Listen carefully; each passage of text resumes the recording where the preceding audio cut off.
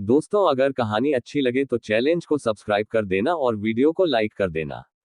दोस्तों, जल्दी जल्दी 30 लाइक पूरा कर दो। 30 लाइक पूरा होने से आज ही एक और वीडियो आ जाएगा। गर्जन। एक गगनभेदी गर्जना ने आकाश को हिला दिया। रसातल ड्रैगन भगवान की चीख पूरे पैतृक ड्रैगन पर्वत श्रृंखला में गूंज उठी। एक जबरदस्त प्रभुत्व और विनाश की ध्वनि। अपने ही बेटे को मिटा देने के बाद राक्षसी जानवर ने संकोच नहीं किया, उसने शोक नहीं मनाया। वो बस मुड़ गया। उसका रसातल रूप अप्राकृतिक अनुग्रह के साथ हिल रहा था और युनचे की ओर लौट आया। रसातल किलिन भगवान से जा मिला। जैसे ही वह पैतृक ड्रैगन कबीले के खंडहरों से गुजरा, उसने अपने पीछे केवल मृत्यु छोड़ी। जो बचे थे अंतिम जीवित ड्रैगन, वे केवल निराशा में देख सकते थे क्योंकि उनकी वास्तविकता ही ढह रही थी। कुछ बेकाबू होकर कांप रहे थे, हिल भी नहीं पा रहे थे क्योंकि उनके शरीर भय से स्तब्ध थे। कुछ घुटनों के बल गिर पड़े, दया की भीख मांग रहे थे। उनकी आंखें ऐसी विनतियों से भरी थी जिनका कभी उत्तर नहीं मिलेगा। कुछ चीख रहे थे, पागलों की तरह सिसक रहे थे, अपने प्रियजनों को आखिरी हताश आलिंगन में जकड़े हुए थे, ये जानते हुए कि उनका समय आ गया है। फिर भी इनमें से किसी का भी कोई फर्क नहीं पड़ा। रसातल ने सुना ही नहीं। रसातल को कोई परवाह नहीं थी। रसातल ने दया नहीं दिखाई। चाहे वे सहस्राब्दियों से जीवित रहे बुजुर्ग हों, युवा जो अभी अपने यौवन में नहीं आए थे, या यहाँ तक कि अपने माता पिता की गोद में दुबके हुए बच्चे भी हों, उनकी नियति एक ही थी।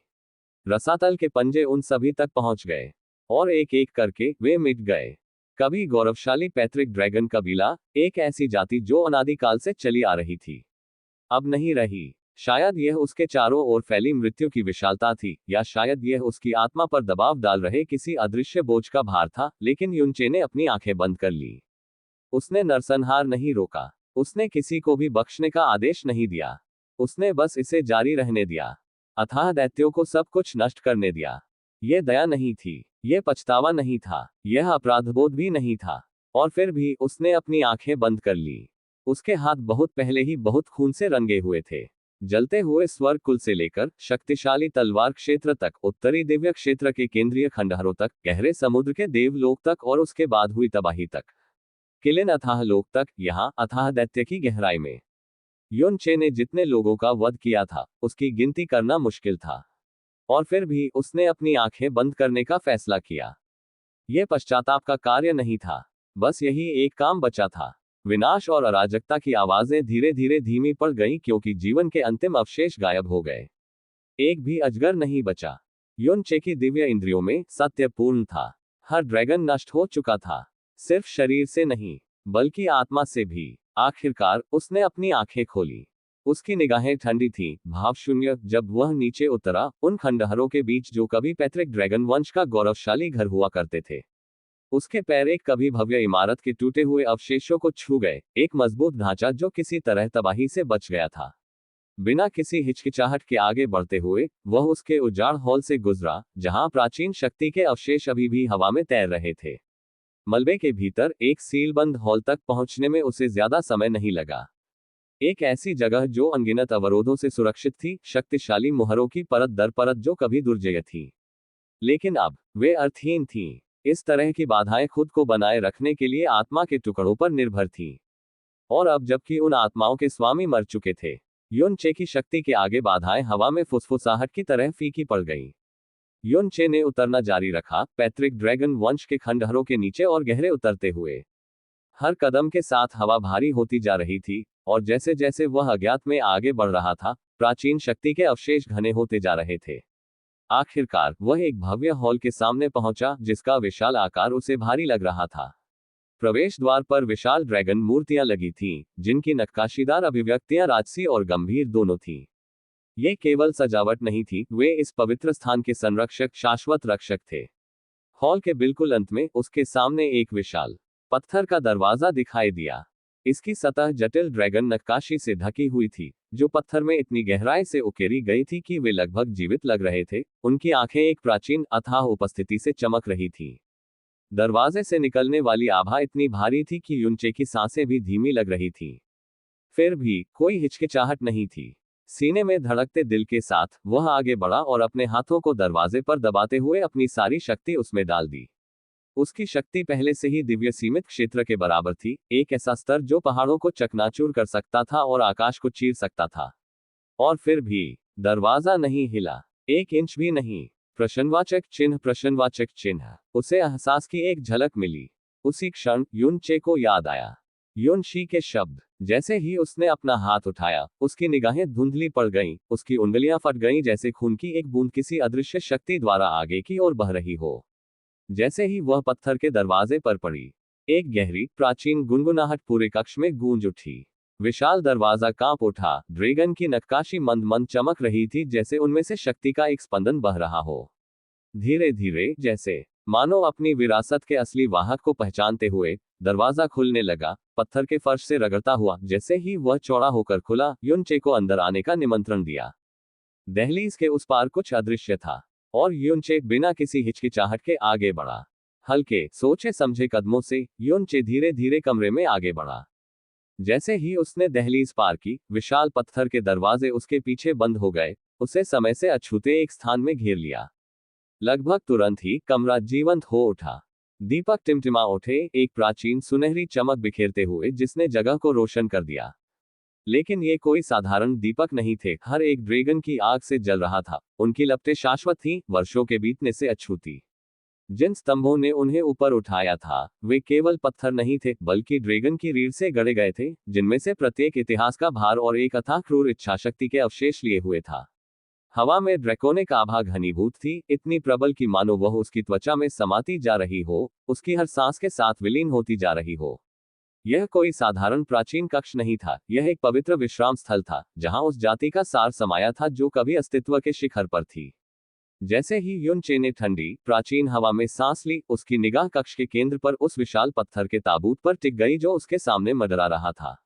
वहां एक विशाल पत्थर का ताबूत है। माँ उसमें विश्राम कर रही है। वह वहां सो रही है। युन शी के शब्द उसके मन में गूंज रहे थे, हर शब्द में एक भार था जो उसकी आत्मा पर दबाव डाल रहा था। उसकी धड़कनें तेज हो गईं, उसकी भावनाएं जोरदार रूप से उमड़ने लगी, फिर भी उसने खुद को संयमित रखने के लिए मजबूर किया। कदम दर कदम वह आगे बढ़ा। उसके हर कदम पर कक्ष में ड्रैकोनिक आभा उमड़ती रही, प्राचीन, शक्तिशाली, दम्भोटू। अगर पैट्रिक ड्रैगन कबीले का कोई भी सदस्य इस दृश्य को देखने के लिए अभी भी जीवित होता, तो वह पूरी तरह से हिल जाता। क्योंकि इस हॉल में जितना आगे कोई आगे बढ़ता, उतना ही शुद्ध उसका वंश होता। और फिर भी युन चे, एक इंसान, बिना किसी प्रतिरोध के आगे बढ़ रहा था। हर कदम के साथ कक्ष ने खुद उसे स्वीकार किया। ड्रैकोनिक आभा ने उसे अस्वीकार करने के बजाय उसका स्वागत किया। और जैसे ही वह पत्थर के ताबूत के पास पहुंचा, उसे पता चल गया, वह ठीक वहीं था जहां उसे होना चाहिए था। बेशक युन चे का ड्रैगन वंश ड्रैगन जाति के सबसे पहले पूर्वज से उत्पन्न हुआ था, इसलिए कक्ष के भीतर की संरचना के पास उसे आगे बढ़ने से रोकने का कोई जरिया नहीं था। बाधाएं, ड्रैकोनिक आभा, जो घुसपैठियों को पीछे हटाने के लिए थी, इनमें से किसी ने भी उसे अस्वीकार नहीं किया। यह अपरिहार्य था। उस समय जब युन शी इसी रास्ते पर बिना छुए और बिना किसी बाधा के चला था, तो इसने ड्रैगन लॉर्ड और ग्रैंड एल्डर दोनों को अंदर तक हिला दिया था। इस पवित्र भूमि में और गहराई तक कदम रखने की उसकी क्षमता। तारांकन एक ऐसा कारनामा जो केवल शुद्धतम ड्रैगन वंश के लोगों के लिए ही संभव है। तारांकन कुछ ऐसा था जिसे वे समझ नहीं पाए, लेकिन अंततः वह अकेली रह गई थी। उसकी रक्षा करने वाला कोई नहीं था, और इसलिए उन्होंने उसका फायदा उठाया था। लेकिन युन चे, युन शी नहीं थी, और अब पैट्रिक ड्रैगन वंश का अंत हो गया था। एक अटल दृष्टि से युन चे उस विशाल पत्थर के ताबूत के सामने पहुंचा, जिसकी उपस्थिति उसके चारों ओर की हवा को नियंत्रित कर रही थी। अपना हाथ उठाकर उसने धीरे से गहन ऊर्जा का एक प्रवाह छोड़ा, उसे ताबूत के ढक्कन के चारों ओर लपेट दिया। गड़गड़ाहट, एक गहरी, प्राचीन कंपन के साथ विशाल पत्थर का ढक्कन ऊपर उठने लगा। जैसे ही वह हिला, उसके भीतर से एक अथाह शक्तिशाली आभा फूट पड़ी, जो आदिम ऊर्जा की ज्वारीय लहर की तरह बह निकली। युन चे स्थिर खड़ा रहा, उस शक्ति को अपने ऊपर बहने दे रहा था। उसकी अभिव्यक्ति अस्पष्ट थी, क्योंकि वह सब कुछ आत्मसात कर रहा था जो कभी छिपा हुआ था। उस समय जब वह पहली बार शेनशी से मिला था, उसकी आभा पूरी तरह से बंद कर दी गई थी। उसकी तारांकन सच्ची साधना, उसका ड्रैकोनिक वंश, उसकी उपस्थिति, तारांकन सब कुछ सावधानी से नियंत्रित किया गया था, दुनिया से छिपाया गया था। इसी वजह से वह कभी जान नहीं पाया था, कभी समझ नहीं पाया था कि वह कौन थी, क्या थी।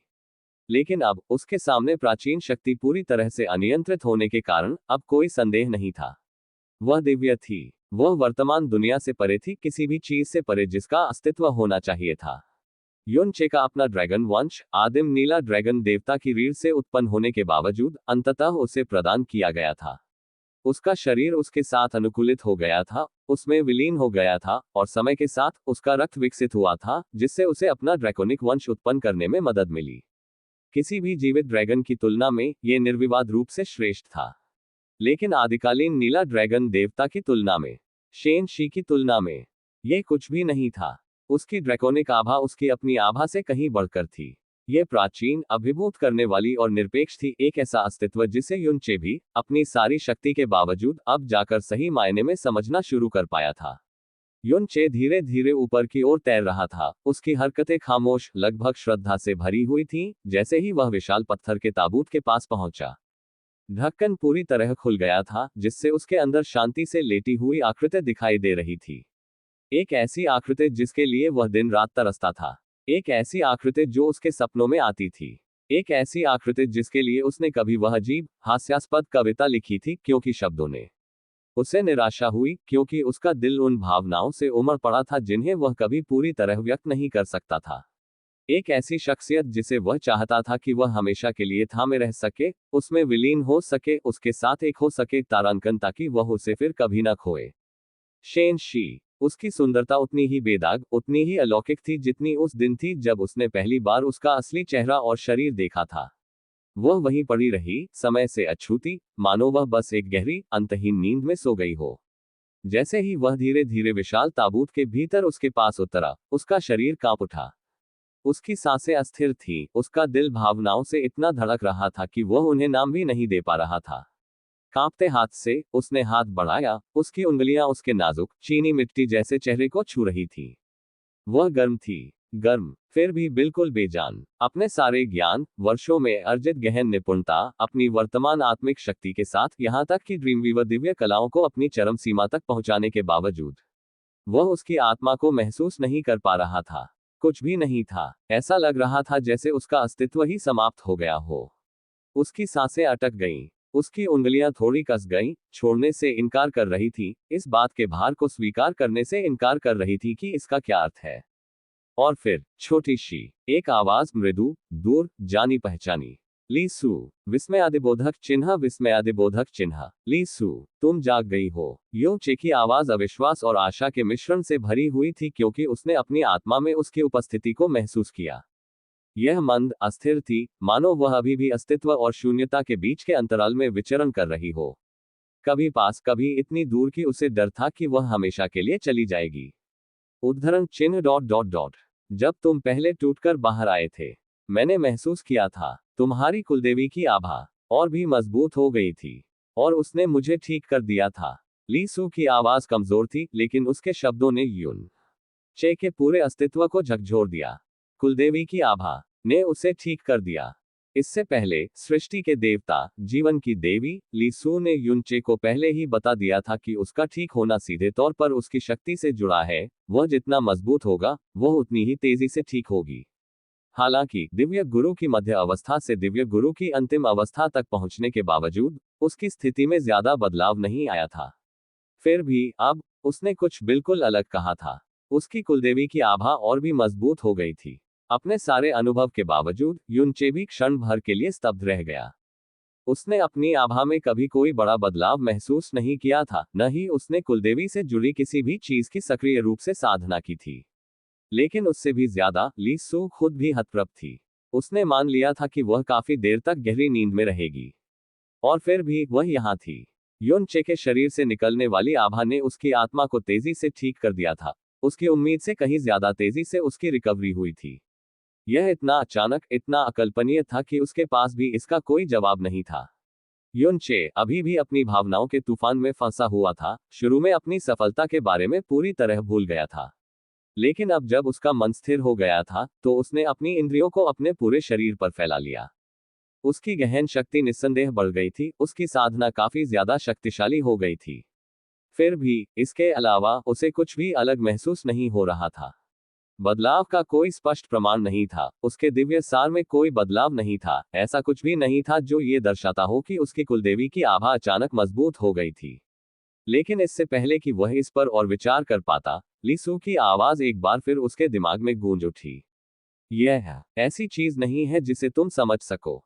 उसके शब्दों ने उसकी आशंका की पुष्टि कर दी, जो कुछ भी बदला था वह उसकी वर्तमान समझ से परे था। युन चे ने धीमी सांस छोड़ी, फिर उसका ध्यान सबसे जरूरी चीज पर गया। ली सू, क्या तुम शेन शी की मदद कर सकती हो? उसकी आवाज शांत थी, लेकिन अंदर ही अंदर एक अटूट उत्सुकता का भार था। एक पल का सन्नाटा। तभी ली सू की कोमल आवाज लौटी। मेरी वर्तमान स्थिति में मैं नहीं कर सकता। इस जवाब ने युनचे को एक झटके की तरह मारा, लेकिन उसे पहले से ही इसकी उम्मीद थी। उसका दिल बैठ गया, लेकिन उसने निराशा को जड़ नहीं पकड़ने दी। हालांकि जैसे ही वह आगे बढ़ने वाला था, ली सू के अगले शब्दों ने उसकी आत्मा में एक गहरा सदमा पहुंचा दिया। लेकिन अगर तुम अपनी कुलदेवी की दिव्य कला में एक और सफलता हासिल कर लो, मुझे यकीन है कि मैं उससे और उस छोटी सी काष्ठ आत्मा को वापस जिंदा कर सकता हूं। उद्धरण चिन्ह विस्मयादिबोधक चिन्ह विस्मयादिबोधक चिन्ह उद्धरण चिन्ह। युन चे का दिमाग फट गया। उसकी सांस गले में अटक गई, उसका शरीर मानो दैवीय बिजली से गिरी हो। उन्हें वापस जीवित करो। सिर्फ शेन शी ही नहीं, बल्कि लिंग एर भी। उसकी उंगलियां हल्की सी कांप रही थी, उसका दिल अकाट्य कच्ची भावना से धड़क रहा था। एक मौका, एक सच्चा मौका। असंभव, शायद पहुंच में हो। युन चे की भौहें फड़क उठी और उसका दिल सीने में बेकाबू होकर धड़क रहा था। ली सू के शब्दों ने उसे आशा दी थी, सच्ची अकाट्य आशा। यह सिर्फ खोखला आश्वासन या अंध आशावाद नहीं था। यह एक सृष्टि देवता का वचन था। अगर उसने कहा कि वह ये कर सकती है तो वह कर सकती है। शेन शी, लिंग एर, दोनों वापस आ सकते हैं।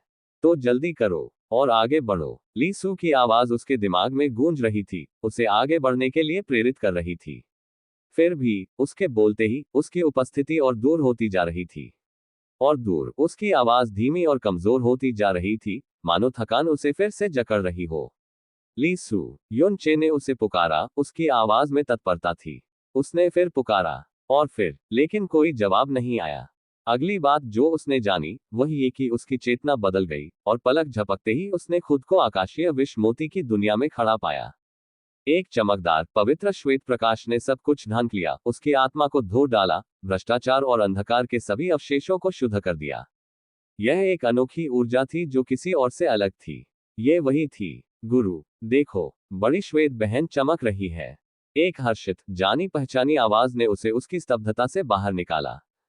होंग र, वह दौड़कर उसके पास आई, उसकी आंखें उत्साह से चौड़ी हो गईं, उस चमकदार चमक की ओर इशारा करते हुए जो उनके सामने के स्थान को घेरे हुए थी। युवा चुपचाप उसके पीछे पीछे चली गई, उसके बगल में खड़ी हो गई, उसकी बैंगनी आंखें शांत जिज्ञासा से भरी थीं, जैसे वह भी उस धीमी स्पंदित रोशनी को देख रही हो। ली सू, वह ठीक हो रही थी। युन चे एक पल चुपचाप देखता रहा, उसका दिमाग अभी भी सब कुछ सोच रहा था। फिर, कुछ देर बाद, उसने सांस छोड़ी और बोला, उसे शायद अपने लिए समय चाहिए। उसे परेशान मत करो। उसके शब्दों में एक निश्चितता थी जिसे होनगर भी समझ गया। उसने पीछे हटने से पहले अनिच्छा से ही सही सिर हिलाया। और इसके साथ ही युन चे बाहरी दुनिया में लौट आया। उस प्राचीन, दमनकारी कक्ष ने एक बार फिर उसका स्वागत किया। विशाल पत्थर के ताबूत के पास खड़े होकर युन चे ने उसमें बैठी खामोश महिला को देखा, वह महिला जिसकी रक्षा करने की उसने कसम खाई थी, वह महिला जिसे वह पहले एक बार नाकाम कर चुका था। उसका हाथ ताबूत की ठंडी सतह से टकराया। और फिर, धीरे से, फिर भी अडिग विश्वास के साथ, वह बोला, थोड़ी देर और रुको, शेन शी। मैं तुम्हें जल्द ही घर ले आऊंगा। एक आखिरी नजर डालते हुए, युन चे हवा में ऊपर उठा, उसकी गहन ऊर्जा उमड़ पड़ी और उसने धीरे से ढक्कन बंद कर दिया। बूम! युन चे के अपने देव ऐश रूप की पूरी शक्ति के साथ फूटते ही पूरी पैतृक ड्रैगन पर्वत श्रृंखला हिंसक रूप से कांप उठी। उसकी गहन ऊर्जा एक प्रचंड तूफान की तरह उमड़ पड़ी, और जैसे ही उसने अपने हाथ जमीन में गड़ाए, उसने बिखरी हुई जमीन पर झटके की लहरें भेज दी। अद्वितीय शक्ति के साथ, उसने पूरे पत्थर के ताबूत को उसके प्राचीन विश्राम स्थल से खींच लिया, और उसे पवित्र भूमि की गहराई से बाहर निकाल दिया। मकबरे की रक्षा करने वाली संरचनाओं ने तुरंत प्रतिक्रिया व्यक्त की, उनकी लंबे समय से निष्क्रिय सुरक्षा गरजकर जीवंत हो उठी। प्राचीन ड्रैगन की चीखों की गूंज कक्ष में गूंज उठी, अनगिनत पीढ़ियों के अवशेष इस घुसपैठ का विरोध करने की व्यर्थ कोशिश कर रहे थे। फिर भी, वे उसे रोक नहीं सके। इस दुनिया की कोई भी ताकत, न ही अतीत का कोई अवशेष, युन चे की इच्छाशक्ति को बाधित कर सका। उसके नीचे की जमीन फट गई और जैसे ही ताबूत अपनी नींव से उखड़कर आजाद हुआ, मलबा उड़ गया। जैसे ही अंतिम प्रतिरोध कम हुआ, उसके ऊपर एक आदिकालीन गहन संदूक प्रकट हुआ, जिसके द्वार उसकी पुकार पर खुल गए। बिना किसी हिचकिचाहट के युनचे विशाल ताबूत को अपने साथ लेकर संदूक में चढ़ गया। आदिकालीन गहन संदूक के विशाल विस्तार ने उसका स्वागत किया, उसकी दुनिया उसकी आंखों के सामने अंतहीन रूप से फैली हुई थी। एक पल के लिए उसने खोजा, आखिरकार उसे मिल ही गया। एक अछूती, बेदाग जगह, फूलों का एक शांत, अंतहीन मैदान कृत्रिम हवा में धीरे धीरे लहरा रहा था। ये शांत था, निर्मल। यहाँ ये कब्र जैसा नहीं लगेगा। धीरे से नीचे उतरते हुए युनचे ने विशाल ताबूत को नर्म जमीन पर रख दिया, उसका भार जमीन में समा गया। उसकी निगाहें पत्थर की सतह पर काफी देर तक टिकी रहीं, फिर आखिरकार उसने कहा, मैं अभी तुम्हारी माँ को वापस नहीं ला सकता, लेकिन मैं तुमसे वादा करता हूँ, चाहे कितना भी समय लगे, वह फिर से चल बसेंगी। उसकी आवाज स्थिर थी, अटल संकल्प से भरी हुई। एक वादा जो टूटेगा नहीं। धीरे धीरे युनचे पास खड़ी खामोश आकृति की ओर मुड़ा। एक आकृति जिसका शरीर कांप रहा था, उसके हाथ कसकर भींचे हुए थे क्योंकि वह अपने भीतर उमड़ रही भारी भावनाओं से जूझ रही थी। उसने उसकी नजरों से नजरें मिलाई, उसके चेहरे पर नरमी आ गई। कृपया अपनी माँ का ध्यान रखना, कहने के लिए और कुछ नहीं था। वह मुड़ा, हवा में कदम रखते हुए, जैसे ही आदिकालीन गहन संदूक का द्वार उसके पीछे झिलमिलाया। एक क्षण बाद वह गायब हो गया। जैसे ही वह पैट्रिक ड्रैगन कबीले की उजड़ी हुई, रक्तरंजित भूमि पर पुनः प्रकट हुआ, उसकी देवराख अवस्था फिर से उभर आई, उसकी शक्ति स्वर्ग की ओर फैल गई। अनंत कोहरे के सागर की अथाह धूल ने उसकी पुकार सुनी। एक जीवित प्राणी की तरह वह तेजी से आगे बढ़ी, अपने रास्ते में आने वाली हर चीज को निगलती हुई, पूरे क्षेत्र को अपनी घनी, दमघोंटू उपस्थिति से भर दिया। वह भूमि जो कभी ड्रैगनों का अभयारण्य थी, पूरी तरह से निगल ली गई, एक कब्रिस्तान जिसे रसातल ने ही निगल लिया। फिर एक लाल रोशनी की चमक के साथ युनचे और अथाह जानवर गायब हो गए। अंततः दुनिया को एक भयानक सच्चाई का पता चला। अनंत कोहरे का सागर, एक ऐसी शक्ति जो अनगिनत युगों से काफी हद तक सीमित रही थी, एक बार फिर फैल गई थी। लेकिन इस बार ये पहले जैसा कुछ नहीं था। इस बार इसने पैट्रिक ड्रैगन पर्वत श्रृंखला को पूरी तरह से निगल लिया था, जो कभी ड्रैगनों की पवित्र भूमि थी, एक ऐसी जगह जो अनादिकाल से अडिग खड़ी थी, बिना किसी निशान के गायब हो गई थी। कोई खंडहर नहीं बचा, कोई लाश पीछे नहीं बची, कुछ भी नहीं था, केवल अंतहीन, मंथन करता हुआ अथाह कोहरा, लगातार बाहर की ओर रेंगता हुआ, भस्म करता, निगलता, मिटाता हुआ।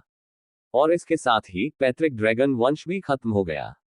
युनचे अनंत कोहरे के सागर में फिर से प्रकट हुआ, उसका रूप उस घने, दमघोंटू अथाह गर्त में समा गया था जिसने सब कुछ रंग, गर्मी, जीवन सोख लिया था। हवा भयावह रूप से शांत थी, एक ऐसे सन्नाटे से भरी हुई जिससे ऐसा लग रहा था मानो दुनिया का अस्तित्व ही समाप्त हो गया हो। नीरस, बेजान धूसर रंग हर दिशा में अंतहीन रूप से फैला हुआ था, एक दमनकारी शून्यता जो उसकी आत्मा को दबाती हुई प्रतीत हो रही थी। उसके जैसे व्यक्ति के लिए भी, जिसने अंतहीन रक्तपात और विनाश में स्नान किया था, इस जगह का एक ऐसा भार था जिसने उसके मन को खराब कर दिया। एक साधारण आदेश पर अथाह जानवर आगे बढ़े, उनके विशाल रूप उसे अथाह गर्त में और भी गहरे ले गए। उनकी खामोश हरकतों ने हवा को मुश्किल से ही हिलाया, और बस यूं ही वे कोहरे में विलीन हो गए। शायद यह उसके चारों ओर के एकरंगी खालीपन की वजह से था, या शायद ये कुछ और गहरा था, उसके दिल के भीतर कुछ अशांत। बहरहाल युनचे को अपनी चिड़चिड़ाहट बढ़ती हुई महसूस हुई, सन्नाटा उसके मन को कुतर रहा था। उसने धीरे से सांस छोड़ी। यह वह जगह नहीं थी जहां उसे होना चाहिए था। उसका चेहरा टिमटिमाया, और अगले ही पल वह आदिकालीन गहन संदूक की दुनिया में प्रवेश कर गया। जैसे ही वह वहां पहुंचा, उसकी दिव्य भावना बाहर की ओर फैल गई, और वह उस चीज की तलाश में लग गया जिसे वह पहले से ही जानता था। कुछ ही क्षणों में उसने खुद को शेनशी के ताबूत की ओर खींचा हुआ पाया। जैसे ही उसने ये नजारा देखा, उसकी नजर थोड़ी नर्म पड़ गई। उसकी बेटी युनशी विशाल पत्थर के ताबूत के पास चुपचाप बैठी थी, उसके छोटे हाथ ताबूत की सतह पर टिके हुए थे, उसका सिर मौन जागरण में झुका हुआ था। कुछ ही दूरी पर जिया किंग्युए कुछ दूरी पर खड़ी थी, देख रही थी, फिर भी पास जाने की कोई कोशिश नहीं कर रही थी। उसकी उपस्थिति एक साए की तरह थी, मौन, रुकी हुई, हमेशा मौजूद, फिर भी कभी दखल नहीं देती। एक क्षण के लिए युनचे ने अपनी आंखें बंद कर ली। उसने उस दृश्य को अपने मन में बसने दिया, और खुद को अपने विचारों को समेटने पर मजबूर किया। एक गहरी सांस नियंत्रण की एक झलक। जब उसने आखिरकार अपनी आंखें फिर से खोली तो वह मुड़ा और एक अलग दिशा में उड़ गया। शायद इसलिए कि इतने लंबे समय से उससे खाए जा रहे सारे क्रोध, घृणा और अंधकार जीवन की देवीली सूर से निकलने वाली गहन प्रकाश ऊर्जा से शुद्ध हो गए थे। शायद इसलिए कि लंबे समय में पहली बार उसका मन साफ था। लेकिन अब, जैसे ही क्रोध का कोहरा छटा, उसका शरीर थोड़ा कांप उठा। दर्द से नहीं, थकान से नहीं, बल्कि इसलिए कि कुछ गहरा, कुछ कच्चा और बेकाबू उसके भीतर उभर रहा था, कुछ ऐसा जिसका वह सामना नहीं करना चाहता था। युन चे ने अपने दांत पीस लिए, विचारों को दूर धकेल दिया। लेकिन उसने कितनी भी कोशिश की, वे गायब होने से इनकार कर रहे थे। शैतान रानी, तुमने एक बार मुझसे कहा था कि इंसान का स्वभाव बदलना मुश्किल है। युन चे की आवाज फुसफुसाहट से थोड़ी ही ऊपर थी, उसके शब्द उसके आसपास के खाली सन्नाटे में बह गए। उसका हाथ कांप रहा था जब उसने अपनी छाती पकड़ ली, एक सुस्त, घुटन भरा दर्द उसके दिल से फैल रहा था। यह दर्द था किसी शारीरिक घाव से नहीं, बल्कि किसी बहुत बहुत गहरी चीज से। तुम सही थे, आज वह बहुत आगे निकल गया था। उसने अनगिनत जानें ली थी, जितनी वह गिन भी नहीं सकता था। और फिर भी उसे अपने हाथों पर लगे खून ने नहीं, बल्कि क्रूरता ने सताया था। इसकी जरूरत ने नहीं, बल्कि उसने खुद को कितना गिरा दिया था। एक अथाह जानवर होते हुए भी ड्रैगन लॉर्ड ने तारांकन, भले ही एक क्षण के लिए, तारांकन अपने ही बेटे को मारने के आदेश का विरोध किया था। उस विकृत, भ्रष्ट रूप में भी उसके अस्तित्व का एक अंश हिचकिचाया था। लेकिन युन चे, उसने नहीं किया था। उसकी नफरत पूरी तरह से थी। उसका आदेश पूरी तरह से था। और पिता ने अपने बेटे को खा लिया था। उसकी वजह से। वह भी एक पिता था, और वह जानता था कि अपने बच्चे को खुद से ज्यादा प्यार करने का क्या मतलब होता है। और इसलिए वह यह भी जानता था, अगर ड्रैगन लॉर्ड की आत्मा अभी भी कहीं मौजूद है, उसका एक छोटा सा अंश भी रसातल में पड़ा है, तो वह असीम पीड़ा से भर जाएगा। असीम नफरत। उसके लिए। युन चे का शरीर कांप उठा, उसकी उंगलियां मुट्ठियों में कस गईं। मैंने पाप किया है। एक बार फिर वह धीरे धीरे जमीन पर गिर पड़ा, उसका आसन झुक गया, उसका सिर नीचे झुक गया। हर चीज का भार उसकी आत्मा पर पड़ रहा था, न सिर्फ आज के वध का, बल्कि हर चीज का। जितने भी जीवन उसने लिए थे, जितने भी चुनाव उसने किए थे, जितनी भी नफरत उसने झेली थी, वह जितना गहरे रसातल में डूबता गया, उतना ही वह खुद को खोता गया। लेकिन ईश्वरीय क्षेत्र के बचने के लिए यही एकमात्र रास्ता था। उसके अपने शब्द उसकी जुबान पर कड़वे लग रहे थे। वे सच थे। वह जानता था कि वे सच हैं। लेकिन फिर क्यों, यह एक बहाना क्यों लगा? उसने आंखें बंद कर ली, लेकिन उसकी आत्मा अस्त व्यस्त थी। उसके विचार आपस में उलझे हुए थे, आपस में लड़ रहे थे। ली सू की शुद्धि की गर्मी ने उसके क्रोध को तो साफ कर दिया था, लेकिन उसे कच्चा छोड़ दिया था। बेपर्दा। उसे पता नहीं था कि वह कितनी देर वहां रहा, अपने ही मन के तूफान में खोया हुआ। लेकिन फिर एक गर्माहट, एक जानी पहचानी कोमल गर्माहट ने उसे पीछे से घेर लिया। कोमल बाहों ने उसे गले लगा लिया, उसकी पीठ को दबाया, स्थिर और अविचल। वह एक पल के लिए अकड़ गया। फिर धीरे धीरे उसका शरीर शिथिल हो गया। उसका तूफान शांत हो गया। और पहली बार, जो अनंत काल जैसा लगा, युन चे बस वहीं बैठा रहा, मौन में। उसकी आभा, उसकी खुशबू, उसकी गर्माहट, वे उससे सट गई। उसकी टूटी हुई आत्मा की दरारों से रिश्ती हुई, अंदर से उसमें घुलती जा रही थी। यह एक ऐसी गर्माहट थी जिसकी उसे जरूरत का एहसास ही नहीं था। एक ऐसी गर्माहट जो अजनबी सी लगती थी, फिर भी जानी पहचानी। एक ऐसी गर्माहट जिसने रसातल को उसे पूरी तरह से निगलने नहीं दिया। युन चे ने धीरे से अपनी आंखें खोली, उसकी सांस गहरी और अस्थिर थी, और उसने अपना सिर थोड़ा घुमाया। शुक्रिया किंग युए। उसकी आवाज धीमी, कर्कश, थकान से भरी थी, जिसका उसके शरीर से कोई लेना देना नहीं था, बल्कि उसके दिल से जुड़ा था। उसके पीछे खड़ी महिला ने अपना आलिंगन नहीं छोड़ा, बल्कि उसने उसे और कसकर पकड़ लिया। वह एक पल के लिए चुप रही, मानो सोच समझकर अपने शब्द चुन रही हो। फिर उसकी आवाज आई, कोमल, फिर भी स्थिर, एक शांत शक्ति लिए हुए जो उसके अस्तित्व की गहराई तक पहुंच गई। हम पति पत्नी हैं। क्या वाकई? शुक्रिया कहने की जरूरत है। जिया किंग्युए की नजरें उससे मिली जब वह उसे देखने के लिए और आगे बढ़ा, उसकी आंखें उसकी आंखों में झांक रही थी। आंखें जो अब उस युन चे की आंखें नहीं थी जिन्हें वह कभी जानती थी। आंखें जिन्होंने बहुत ज्यादा मौत, बहुत ज्यादा नफरत, बहुत ज्यादा नुकसान देखा था। आंखें जो अंधेरे और रसातल से दागदार हो गई थीं। और फिर भी उस रसातल की गहराई में कुछ अभी भी बचा था। कुछ छिपा हुआ, कुछ जो मिटने का नाम नहीं ले रहा था। एक दर्द जो अब भी बाकी था, एक ऐसा दुख जो इतनी गहराई में दबा हुआ था कि खुद युनचे ने भी उसे स्वीकार करने से इनकार कर दिया था। जिया किंगयुए ने उसे देखा। उसने उसे साफ देखा, और इसलिए उसने उसे जाने नहीं दिया।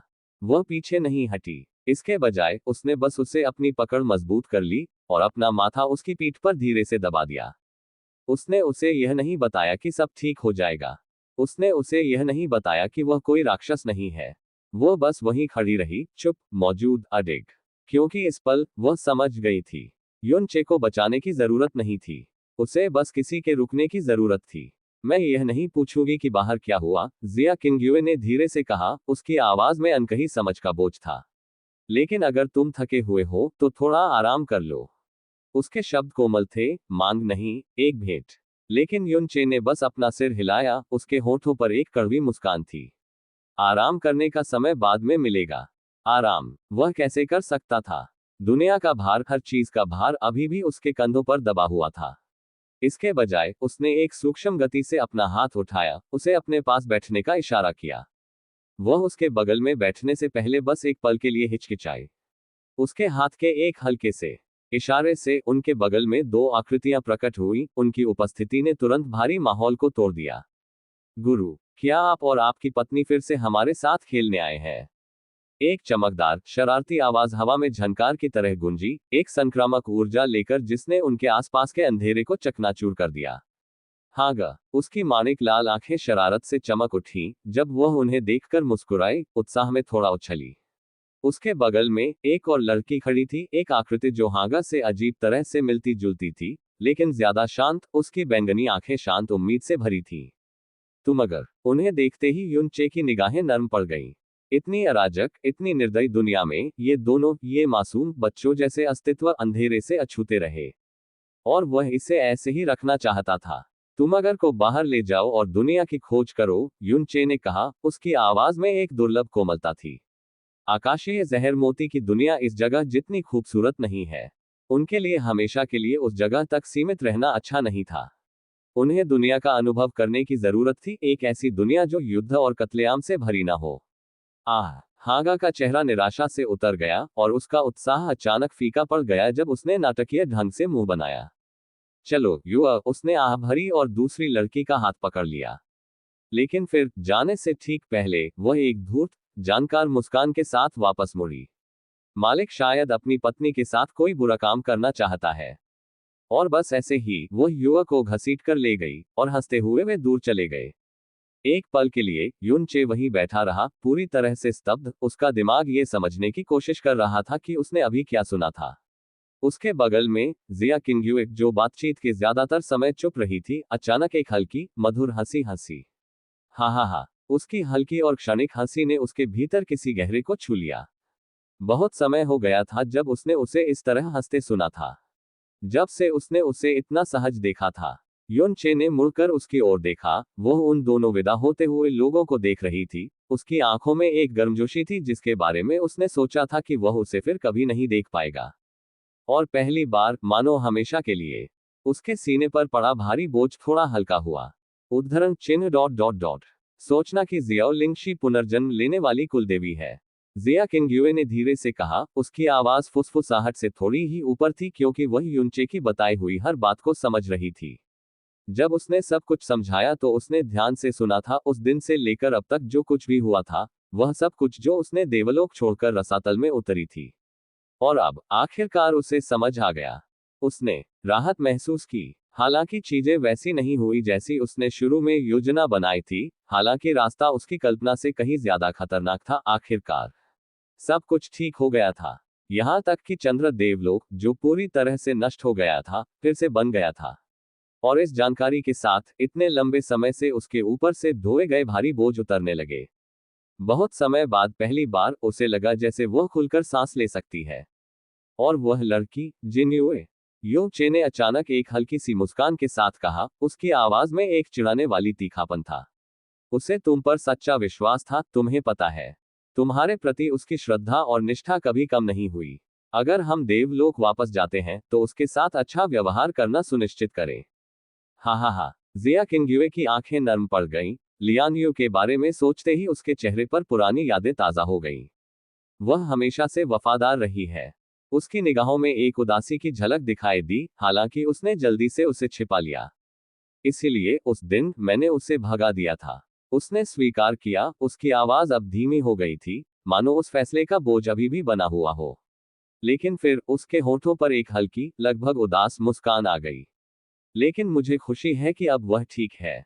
उसका मन अतीत में लौट गया, चंद्रदेव सम्राट के रूप में बिताए दिनों में, उन लोगों में जिन्होंने अटूट श्रद्धा से उसका अनुसरण किया था। और अब उस दुनिया से इतनी दूर युनचे के पास बैठी, उसने खुद को एक बार फिर उनके बारे में बात करते हुए पाया। बोझ की तरह नहीं, पछतावे की तरह नहीं, बल्कि अनमोल यादों की तरह जो समय के साथ टिकी रहीं। वे साथ बैठे, हर चीज के बारे में बात करते, अपने अतीत, अपनी यात्राओं और उन रास्तों के बारे में जिन पर वे अकेले चले थे। कभी कभी युनचे पहल करते, उत्तरी दिव्य क्षेत्र में अपने समय को याद करते, कैसे वे शून्य से उठे, अपने पैरों से शिखर तक पहुंचे, और खून और अवज्ञा के साथ इतिहास में अपना नाम दर्ज कराया। कभी कभी जिया किंग्युए अपने अनुभव साझा करती, उसे बताती कि वह अनंत रात्रि दिव्य साम्राज्य में क्या कर रही थी, उसने जो रहस्य उजागर किए थे, वह युद्ध जो उसने चुपचाप लड़े थे, और वह बोझ जो उसने अकेले ही उठाया था। वातावरण शांत था, बाहर की अस्त व्यस्त दुनिया के बिल्कुल विपरीत। जिया किंग्युए ने अपना आइस फीनिक्स वंश खो देने के बावजूद अपनी बर्फीली सुंदरता बरकरार रखी थी। उसकी उपस्थिति पहले की तरह ही ठंडी और अछूती थी, और फिर भी जब उसने युनचे को देखा तो उसकी आंखें गर्म थीं। ये वही जिया किंग्युए थी जिसे वह जानता था। वह दूरस्थ चंद्र देव सम्राट नहीं, वह महिला नहीं जिसने कभी भाग्य के लिए उससे नाता तोड़ लिया था, बल्कि उसकी किंग्युए। वह सचमुच उसके पास लौट आई थी। उनके बीच एक संक्षिप्त मौन छा गया, फिर वह आखिरकार फिर बोली, तो अब तुम्हारी क्या योजना है? क्या तुम ड्रीमवीवर लौटने की योजना बना रही हो? उसकी आवाज शांत थी, लेकिन उसके नीचे चिंता की एक गहरी लहर थी। आखिरकार युनचे का कुछ समय पहले अपहरण हो चुका था। उसकी साधना में अभूतपूर्व वृद्धि हुई थी, लेकिन वह किसी से भी बेहतर जानती थी, वह अभी भी पर्याप्त शक्तिशाली नहीं था। अभी नहीं। देवताओं के विरुद्ध खड़े होने के लिए पर्याप्त नहीं। महायाजकों को चुनौती देने के लिए पर्याप्त नहीं। रसातल सम्राट का सामना करने के लिए पर्याप्त नहीं। और वह जितनी देर अनंत कोहरे में रहा, जोखिम उतना ही बढ़ता गया। अगर वे प्राणी स्वयं अनंत कोहरे में कदम रख दें, तो उसकी असली पहचान उजागर होने की संभावना काफी बढ़ जाएगी। और अगर ऐसा हुआ, तो युनचे भी बच नहीं पाएगा। हालांकि युनचे की ताकत अपार प्रतीत होती थी, अपनी रसातल पशु सेना और अनंत कोहरे सागर की अपार शक्ति के नियंत्रण में वह अजेय कतई नहीं था। हाँ, अनंत कोहरे के भीतर उसका राज सर्वोच्च था। लेकिन जैसे ही देवताओं ने तय किया कि कोहरा सम्राट को खत्म करना जरूरी है, वे अकेले कार्रवाई नहीं करेंगे। असीम अंत दिव्य रीजेंट के साथ जो हुआ, उसके बाद वे ज्यादा सतर्क होंगे और ज्यादा एकजुट। अगली बार अगर देवता सचमुच उसके खिलाफ कदम उठाएंगे, तो वे अकेले नहीं आएंगे। वे मिलकर काम करेंगे। और वह एक ऐसी लड़ाई थी जिसे वह हारने का जोखिम नहीं उठा सकता था। सिर्फ एक दिव्य रीजेंट स्तर के देवता के साथ भी उसे अपने सभी तुरुप के पत्ते इस्तेमाल करने पड़ चुके थे। अगर दो देवताओं ने हमला किया, 3 और, तो नतीजा भयावह होगा। वह ये जोखिम नहीं उठा सकता था। मेरे पास एक योजना है, लेकिन अभी नहीं, युनचे ने आखिरकार जवाब दिया, उसकी आवाज शांत लेकिन दृढ़ थी। मैं पहले और मजबूत बनना चाहता हूं। दरअसल उसने पहले ही सभी संभावनाओं पर विचार कर लिया था। इतने कम समय में उसकी साधना में भारी वृद्धि हुई थी, और सिर्फ यही संदेह पैदा करता। लेकिन अगर वह इस बहाने से लौटा कि वह गलती से कोहरे सम्राट के वश में हो गया था, तो यह एक पर्याप्त स्पष्टीकरण होगा, कम से कम अभी के लिए। फिर भी जब वह वापस गया, तो वह जानता था कि उसके तथाकथित पिता निश्चित रूप से उस पर पहले से कहीं ज्यादा बारीकी से नजर रख रहे होंगे। उसके हर कदम की जांच की जाएगी। साधना के हर अवसर सीमित होंगे। और अगर उसका विकास बहुत संदिग्ध हो गया, तो चीजें और भी ज्यादा खतरनाक हो जाएंगी। यहाँ अनंत कोहरे के सागर में उसके पास मजबूत होने के लिए सबसे अच्छा वातावरण था। यहाँ वो बिना किसी रोक टोक, बिना किसी हस्तक्षेप के साधना कर सकता था। यहाँ वो तैयारी कर सकता था। ड्रीमवीवर में युनचे एक बार अपने साधना कक्ष में घुसने में सफल रहा था, विश्वभेदक की शक्ति का उपयोग करके गुप्त रूप से अनंत कोहरे में प्रवेश करने और गुप्त रूप से परित्याग। लेकिन यह केवल इसलिए संभव हो पाया था क्योंकि स्वप्नहीन दिव्य शासक ने कभी भी साधना कक्ष के अंदर अपनी आत्मा की छाप नहीं छोड़ी थी, केवल उसके बाहर। उस छोटी सी चूक ने युनचे को बिना किसी की उपस्थिति का पता लगे स्वतंत्र रूप से घूमने की अनुमति दे दी थी। हालांकि चीजें बदल गई थीं। जो कुछ भी हुआ था, स्वप्नहीन दिव्य शासक अब उसे जिस तरह से देखता था, उस तथाकथित स्नेह के साथ जो विकसित हो गया था, युनचे को यकीन था कि अब से वह इतनी आसानी से बच नहीं पाएगा। ड्रीमवीवर में लौटने का मतलब था निरंतर निगरानी। उसकी हर हरकत, उसकी हर सांस, उसका हर कार्य। उसे पहले जैसी आजादी कभी नहीं मिल सकती थी, और इसलिए उसे यहां मिले समय का सर्वोत्तम उपयोग करना था। उसका स्पष्टीकरण सुनकर जिया किंग्युए ने धीरे से सिर हिलाया। उसकी अभिव्यक्ति विचारमग्न थी, क्योंकि वह चुपचाप उसकी बताई गई हर बात पर विचार कर रही थी। उसकी कहानी के टुकड़े उसके मन में घुल मिल गए, और घटनाओं से कहीं बड़ी एक छवि गढ़ने लगे। फिर बिना किसी चेतावनी के उसने हाथ बढ़ाकर उसका हाथ पकड़ लिया। युनचे ने आश्चर्य से पलकें झपकाईं। उसकी नाजुक उंगलियां उसकी हथेली पर हल्के से कांप रही थीं। उसका चेहरा, जो हमेशा शांत रहता था, थोड़ा लाल हो गया। एक पल के लिए वह झिझकी, लेकिन फिर मानो खुद को आगे बढ़ाने की कोशिश कर रही हो, उसने आखिरकार कहा, तो हम साथ मिलकर साधना क्यों नहीं करते? उसकी आवाज धीमी थी, बहुत धीमी। साफ था कि ये शब्द कहने में उसकी सारी ताकत खत्म हो गई थी। युनचे उसे घूरता रहा, क्षण भर के लिए स्तब्ध। साथ मिलकर साधना? जरूर, मैं तो वैसे भी यही करने की सोच रहा था। वह हल्के से मुस्कुराया। उसे बिल्कुल भी अंदाजा नहीं था कि उसका असली मतलब क्या था।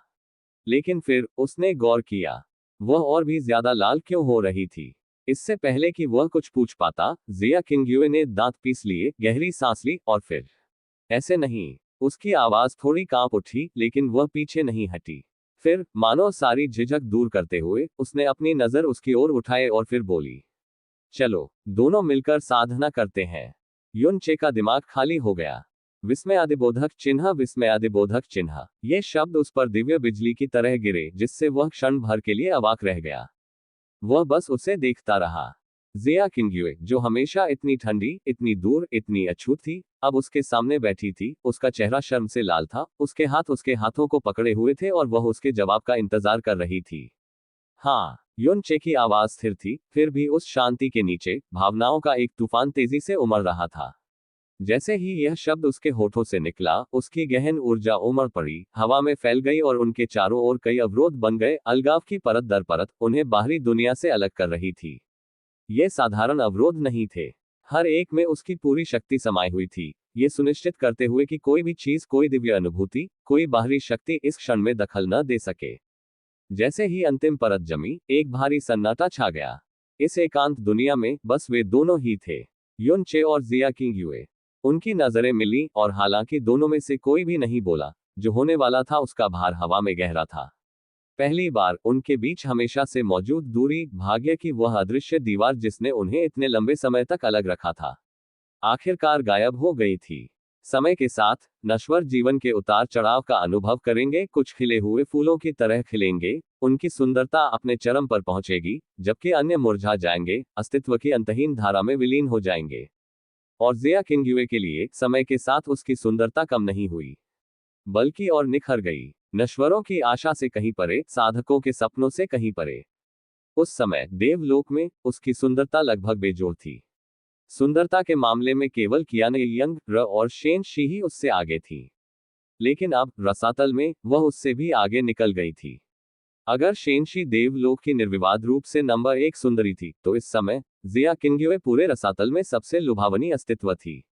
अगर पूरी आदिकालीन अराजकता में नहीं, उसकी सुंदरता अब सिर्फ एक क्षणिक आकर्षण नहीं थी, वह अलौकिक थी, अपने साथ दिव्यता और भाग्य का भार लिए हुए।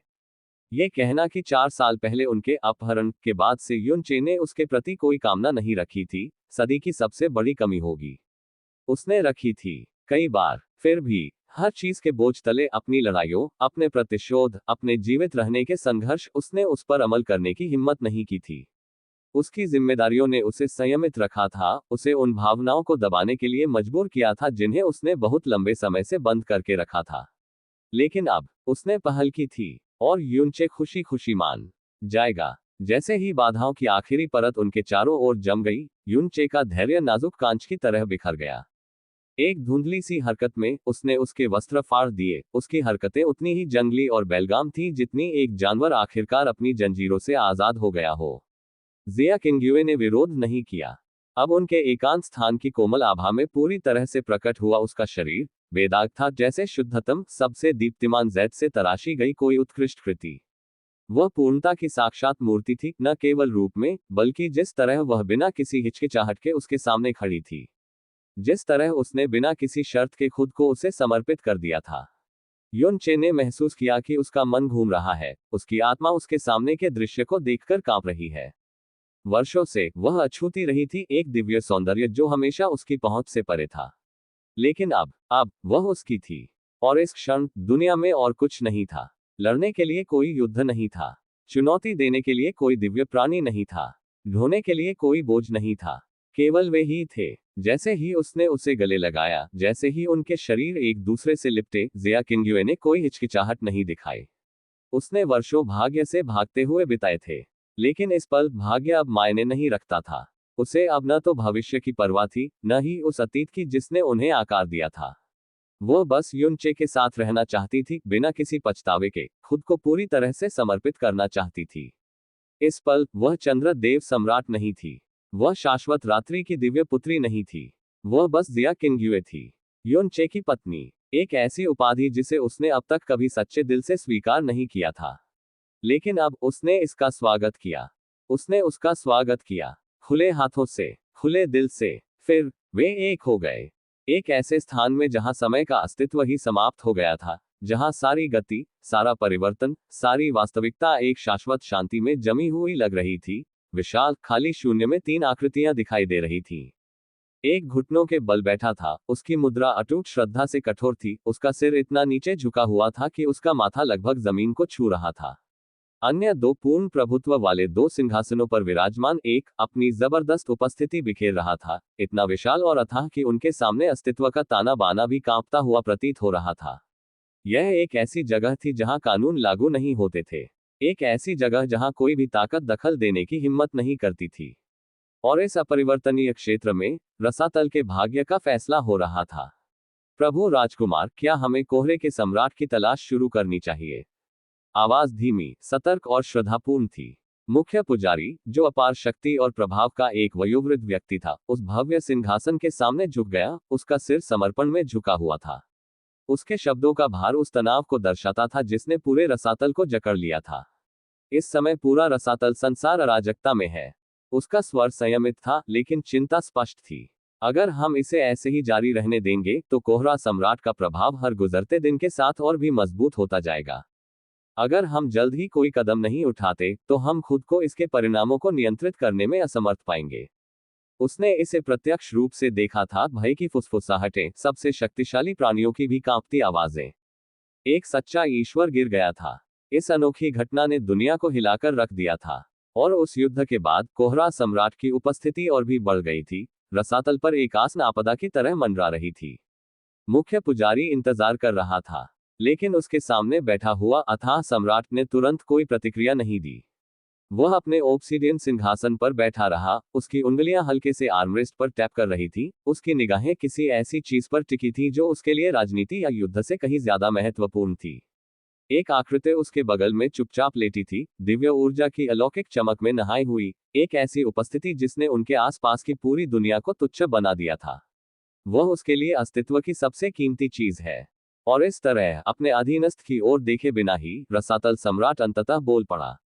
कोई जरूरत नहीं है। उसकी आवाज गहरी, आज्ञाकारी और पूर्ण अधिकार से भरी थी, जिसमें बहस की कोई गुंजाइश नहीं थी। एक बार जब असीम अंत दिव्य शासक का पुनर्जन्म होगा, तो हमें अपने उत्तर मिल जाएंगे। उसके स्वर में कोई उतावलापन नहीं था, रसातल के भीतर बढ़ते भय की कोई चिंता नहीं थी।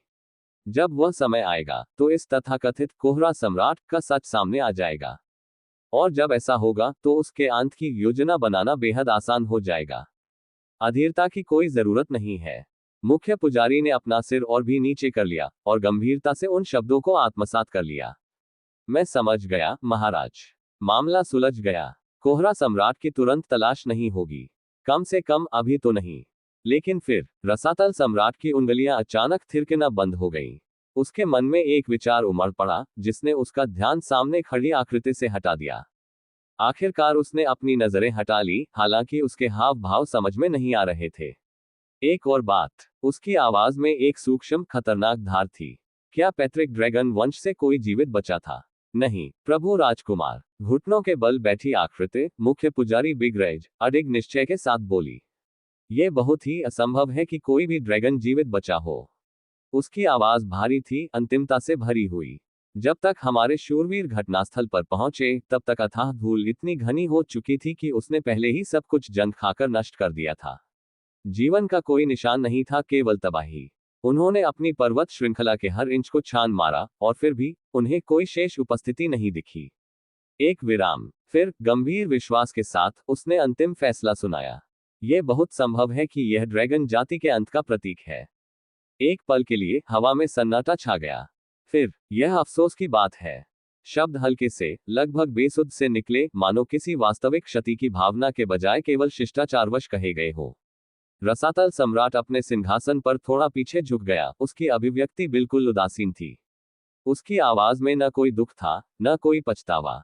वह ठंडी, भावहीन, अलग थलग थी। मानो एक पूरी जाति के विनाश का कोई मतलब ही नहीं था। मानो ड्रैगन की मृत्यु एक गुजरती हुई हवा से ज्यादा महत्वपूर्ण न हो। महाक्रोध चुप रहा, उसका सिर अभी भी झुका हुआ था, अपने स्वामी के अगले आदेश की प्रतीक्षा में। कमरा शांत था, सम्राट की उपस्थिति का भार दम घोंट रहा था, मानो कोई अदृश्य शक्ति अस्तित्व पर दबाव डाल रही हो। फिर, एक लंबे विराम के बाद, क्या संदेश असीम दिव्य साम्राज्य को भेज दिया गया है? सम्राट की आवाज ने सन्नाटा तोड़ा। उनका लहजा सहज था, फिर भी एक अंतर्निहित अधिकार था जिससे यह स्पष्ट हो गया कि यह कोई साधारण पूछताछ नहीं थी। महाक्रोध ने तुरंत उत्तर दिया, महाराज, आपके निर्देशानुसार ये संदेश असीम दिव्य साम्राज्य के दिव्य पुत्र को भेज दिया गया है। उसने अपना सिर और भी नीचे कर लिया। उन्हें पहले ही निर्णय ले लेना चाहिए था। उनके जल्द ही आने की उम्मीद है। रसातल सम्राट की ओर से स्वीकृति की एक हल्की सी गुनगुनाहट आई। उफ, एक सरल स्वीकृति। उसकी निगाहें दूर ही रहीं, मानो उसका मन इस बातचीत से कहीं परे किसी चीज पर लगा हुआ हो। मानो सब कुछ, ड्रैगन का विनाश, दिव्य साम्राज्यों का एकत्र होना, उसके द्वारा पहले ही जीत ली गई बिसात पर हिलते हुए टुकड़ों से ज्यादा कुछ नहीं था। रसातल सम्राट की निगाहें बदल गईं, उसका ध्यान युद्ध और विनाश के मामलों से हटकर कहीं ज्यादा कीमती चीज पर चला गया, उसके बगल में बैठी महिला पर। उसका भाव शून्य भाव अब नर्म पड़ गया था, लेकिन उसकी आंखों की गर्माहट दुख से रंगी हुई थी, प्रेम और अपराधबोध का मिश्रण, जो उसके हृदय की गहराई में एक अटूट भार बना रहा था। वह यहाँ थी, फिर भी वह नहीं थी। और चाहे उसके पास कितनी भी शक्ति हो, चाहे उसने कितने भी त्याग और योजनाएं क्यों न बनाए हो, वह उसे पूरी तरह से वापस लाने में असफल रहा था। उसके मन में एक निर्णय ने जड़ पकड़ ली। भाग्य की विशाल बिसात पर उसने जितने भी शतरंज के मोहरे घुमाए थे, जिन साम्राज्यों को उसने हिलाया था, जिन जिंदगियों को उसने नियंत्रित और नष्ट किया था, ये सब, हर एक कार्य इसी एक व्यक्ति के लिए था। रसातल सम्राट एक लंबे क्षण तक चुप रहा, विचारों में खोया रहा, फिर आखिरकार वह बिगरैज की ओर मुड़ा। उसकी आवाज धीमी थी, फिर भी उसमें एक पूर्ण अधिकार था जो किसी भी इनकार को बर्दाश्त नहीं करता था। उनसे सब कुछ वसूल करना सुनिश्चित करो। सब कुछ, जो उन्होंने लिंग जियान के साथ किया था। जैसे ही ये शब्द निकले, बिगरैज का चेहरा शुद्ध प्रसन्नता से चमक उठा। हाँ, उसका उत्तर तुरंत और संतुष्टि से भरा हुआ था। असीम दिव्य साम्राज्य का शोषण करने, उन्हें अपार कीमत चुकाने का अवसर उसे बहुत भाता था। और उस आदेश को पत्थर की लकीर मानकर रसातल सम्राट ने विदा लेने का एक सूक्ष्म संकेत दिया। अलिखित आदेश को समझते हुए महाक्रोध ने एक बार फिर गहरा प्रणाम किया, फिर बिना किसी निशान के पालने से गायब हो गया। उसके जाते ही कक्ष में फिर से सन्नाटा छा गया। रसातल सम्राट बहुत देर तक नहीं हिला। फिर, उसी सौम्यता के साथ, जो उसके स्तर के प्राणी के लिए लगभग अस्वाभाविक लग रही थी, वह अपने बगल में खड़ी खामोश आकृति की ओर मुड़ा। माँ, एक औरत जो मौत की तरह निश्चल, फिर भी एक सपने की तरह खूबसूरत। उसका गला रुंध गया। धीरे धीरे उसने उसे अपनी बाहों में उठा लिया, मानो वह अस्तित्व की सबसे नाजुक चीज हो।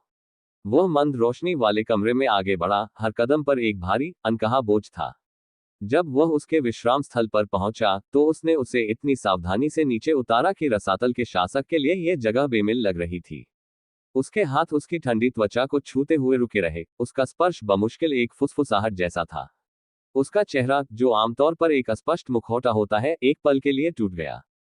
काश वह जाग जाती, काश वह उसे फिर से देख पाती, काश वह उसकी आवाज सुन पाता, उसकी मुस्कान देख पाता। फिर सब कुछ, हर लड़ाई, बहे खून की हर बूंद, हर योजना, हर बलिदान, इंतजार का हर अंतहीन पीड़ादायक साल, ये सब इसके लायक होगा। उसकी उंगलियां थोड़ी कांप रही थी। उसने लाखों सालों तक इंतजार किया था, लेकिन अब भी उसकी खामोशी जस की तस थी। जरा सा और इंतजार करो जियाउडी, बस थोड़ा सा और। मोसू की आवाज फुसफुसाहट थी, जो कमरे के विशाल सन्नाटे में मुश्किल से सुनाई दे रही थी। वह एक पल के लिए वहीं खड़ा रहा, उसकी उंगलियां दरवाजे की चौखट पर टिकी रहीं, मानो छोड़ने को तैयार न हो। फिर एक गहरी, लगभग अगोचा आह भरते हुए उसने धीरे से अपने पीछे दरवाजा बंद कर लिया। जैसे ही वह चला गया, उसके कदम धीमे और नाप तौल कर थे। उसकी अभिव्यक्ति अस्पष्ट थी, फिर भी उसकी आंखों का भार साफ दिखाई दे रहा था। जब उसने अपने और कमरे के अंदर उस खामोश आकृति के बीच पर्याप्त दूरी बना ली, तो वह अचानक रुक गया। फिर अपना सिर उठाकर उसने ऊपर अनंत अथाह आकाश में देखा और बोला, युचे। उसकी आवाज शांत थी, फिर भी सतह के नीचे किसी गहरी चीज की अंतर्धारा थी, कुछ कहीं ज्यादा गहन। अपने भाई का उत्तराधिकारी होने के नाते मैं तुम पर भरोसा करूंगा। उसकी उंगलियां थोड़ी मुड़ी हुई थीं, मानो किसी अदृश्य चीज को थाम रही हो। मैं तुम्हारी हर हरकत पर आंखें मूंद लूंगा। मैं दखल नहीं दूंगा, नहीं तुम्हारे रास्ते में आऊंगा। एक विराम। फिर उसके अगले शब्दों में एक स्पष्ट वजन था। मैं बस यही मांगता हूं कि तुम और मजबूत बनो। और जब वह समय आएगा।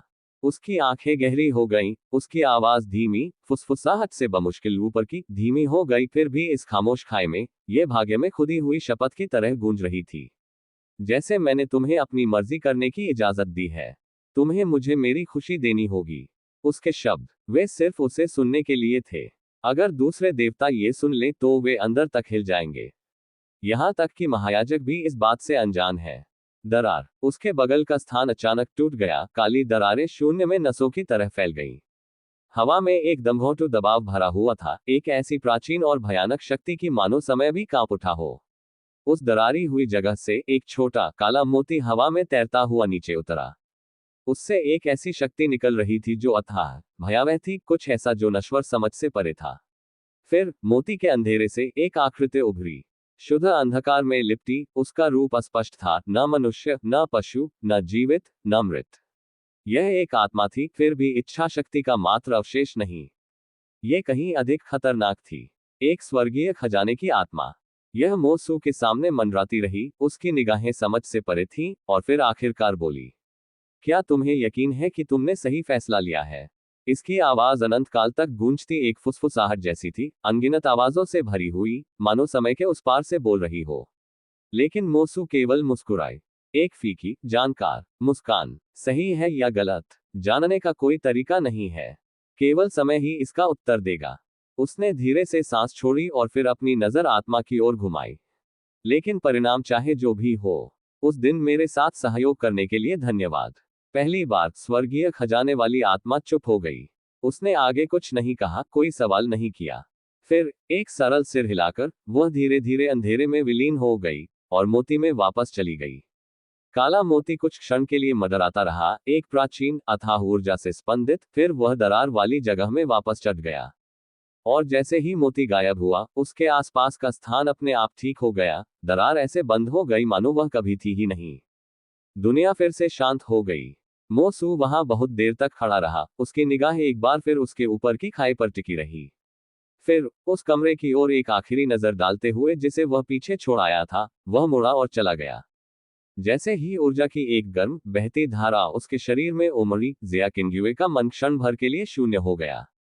उसका यिन और उसका यांग आपस में गुंथ गए थे, संतुलन के एक आदर्श चक्र में विलीन हो गए थे। यह अनुभूति अत्यधिक तीव्र थी, बहुत गहरी, बहुत विशाल, शब्दों से परे। वह केवल युनचे को और कसकर पकड़ सकती थी। उसकी नाजुक उंगलियां उसकी पीठ पर दब रही थी, क्योंकि वह खुद को कमजोर महसूस कर रही थी। उसका शरीर कांप रहा था, उसकी शक्ति कम हो रही थी, जैसे उसकी नसों में एक अदम्य गर्माहट दौड़ रही हो। यह अनुभूति इतनी तीव्र थी कि एक क्षण के लिए वह बस खुद को छोड़ देना चाहती थी, बस अपने नीचे की कोमल फूलों जैसी जमीन पर शांति से गिर पड़ना चाहती थी। लेकिन फिर सकल पर ध्यान केंद्रित करो, अपनी ऊर्जा का संचयन करते हुए। योनचे की आवाज, हालांकि थोड़ी अस्थिर थी, उस धुंध को चीरती हुई निकली जिसने क्षण भर के लिए उसके विचारों को ढंक लिया था। फिर भी वह उसके स्वर में तनाव सुन सकती थी, न केवल उनकी साधना के परिश्रम से, बल्कि किसी और चीज से, उस आंतरिक संघर्ष से जिसे वह झेल रहा था। युनचे के लिए ये वह क्षण था जिसका वह लंबे समय से इंतजार कर रहा था, वह क्षण जिसके बारे में उसने कभी सोचा था कि वह कभी नहीं आएगा। लेकिन अब इसमें पूरी तरह से लिप्त होने के बजाय उसे अपना ध्यान कहीं और केंद्रित करना था, साधना पर, संतुलन पर, नियंत्रण पर। उसका शरीर कांप रहा था, उसकी सांसें असमान थीं, लेकिन उसने खुद को अपना ध्यान पुनर्निर्देशित करने के लिए मजबूर किया, अपने मन को इच्छाओं से हटाकर परिष्कार की ओर वापस खींचा। और फिर उसने इसे महसूस किया, कुछ विदेशी, फिर भी जाना पहचाना, कुछ ऐसा जो उसके शरीर से परे सीधे उसकी आत्मा तक पहुंच गया। नौ अस्तित्व, प्रत्येक एक अकल्पनीय शक्ति से स्पंदित था, जिसमें ऐसी शक्ति थी जो उसकी समझ से परे प्रतीत होती थी। यह एहसास उसे लगभग तुरंत ही हुआ। नौ लोक, यह एक विरासत, कुछ ऐसा जो जिया किंग्युए अनजाने में अपनी द्वय साधना के माध्यम से उसे हस्तांतरित कर रही थी। कुछ ऐसा जो केवल उसका था, कुछ ऐसा जो उसके 9 गहन उत्तम शरीर से उत्पन्न हुआ था। एक स्वर्ग विरोधी उपहार, ऐसा जो युनचे की शक्ति को उससे कहीं अधिक बढ़ा सकता था, जिसे उसने पहले कभी छुआ भी नहीं था। और फिर भी उसने तुरंत उसे अस्वीकार कर दिया। 9 लोग तुम्हारे हैं, मुझे उनकी कोई जरूरत नहीं है। एक विचार मात्र से उसने उन्हें जिया किंग्युए की ओर धकेल दिया, उन्हें उनके सही स्थान पर लौटा दिया। सिर्फ इसलिए कि वह उनके स्वभाव को पूरी तरह समझ नहीं पाया, इसका मतलब यह नहीं था कि वह समझ नहीं पा रहा था कि क्या हो रहा है। वह जानता था, अगर उसने उन्हें स्वीकार कर लिया, अगर उसने उन्हें अपने भीतर समाहित होने दिया, तो जिया किंग्युए उन्हें हमेशा के लिए खो देगी। वह अपना शरीर, अपना आधार, अपनी अद्वितीय प्रतिभा खो देगी। और वह, ये कुछ ऐसा था जिसकी युनचे कभी इजाजत नहीं देगा। उसका रास्ता उसका अपना था। उसका रास्ता उसका अपना था। और चाहे वह कितनी भी शक्ति की लालसा करे, चाहे कितना भी बड़ा प्रलोभन हो, वह कभी उसकी चीज नहीं चुराएगा। उसके साथ सिर्फ युगल साधना ही युनचे के लिए काफी थी। 9 लोगों को प्राप्त किए बिना भी वह पहले से ही अंतर महसूस कर सकता था। जैसे जैसे उनकी ऊर्जाएं आपस में जुड़ती गईं, दुनिया खुद ही उसकी प्रतिक्रिया करती हुई प्रतीत हुई।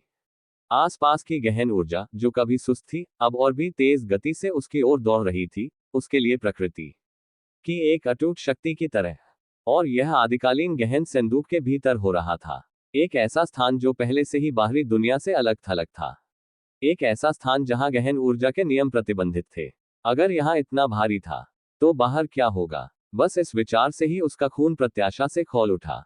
फिर भी जैसे ही वह शक्ति के इस नए उभार का आनंद ले रहा था, एक धीमी, थकी हुई आवाज उसके बगल में फुसफुसाई, लेकिन तुम्हें और मजबूत बनने की जरूरत है। अपनी कमजोर अवस्था में भी, जब उसका शरीर थकान से कांप रहा था, जिया किंग्युए का मन और हृदय केवल युनचे से भरा हुआ था। वह और कुछ नहीं चाहती थी। उसे और कुछ नहीं चाहिए था। बस इतना कि वह इतना मजबूत हो जाए कि उसे फिर कभी उससे अलग न किया जाए। युनचे ने उसकी ओर देखा, उसकी निगाहें कोमल, अविचल थीं। मैं करूंगा। और फिर जैसे ही उसकी उंगलियां उसके कोमल गाल को छू गईं, उसने अपना संकल्प फुसफुसाया। और मुझे चाहिए कि तुम मेरे साथ रहो, साथ में। उसकी आवाज में अनंत काल, जीवन भर का वादा। ये शब्द सुनकर उसका दिल और भी नर्म हो गया।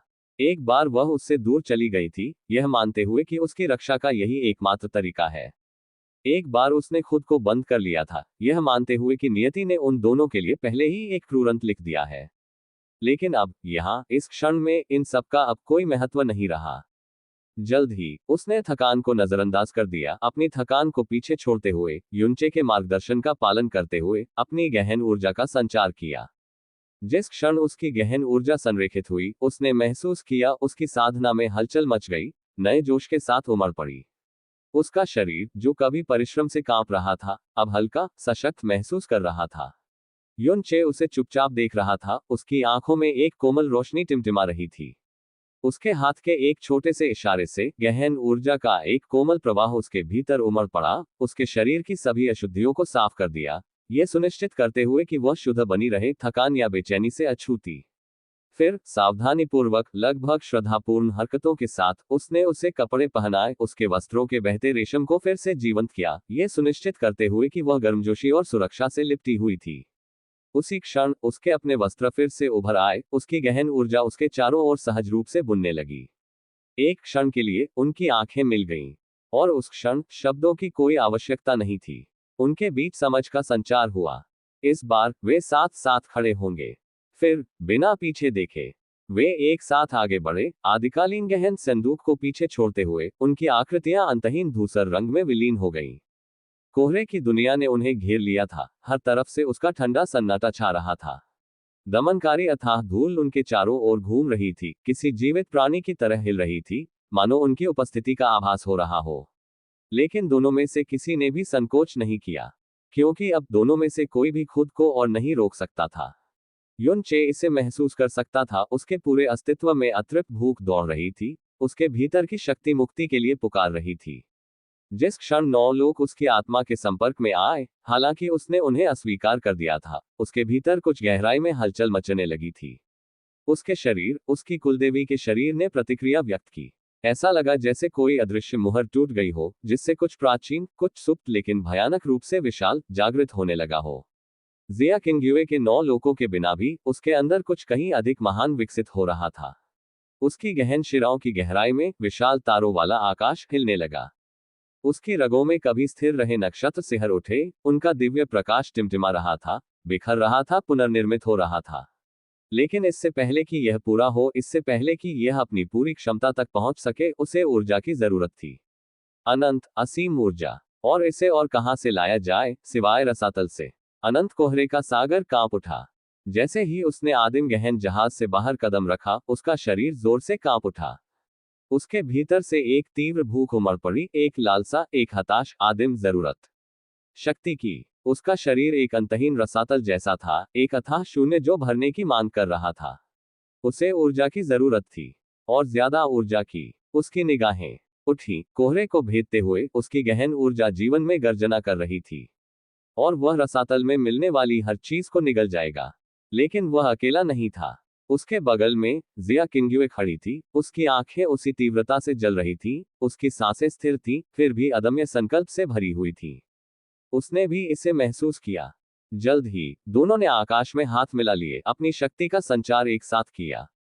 बूम! मानो उनकी पुकार का उत्तर देते हुए अथाह धूल उनकी ओर उमड़ पड़ी। अराजक विनाश का एक तूफान, शक्ति का एक अनियंत्रित उन्माद जो सभी दिशाओं से उमड़ रहा था।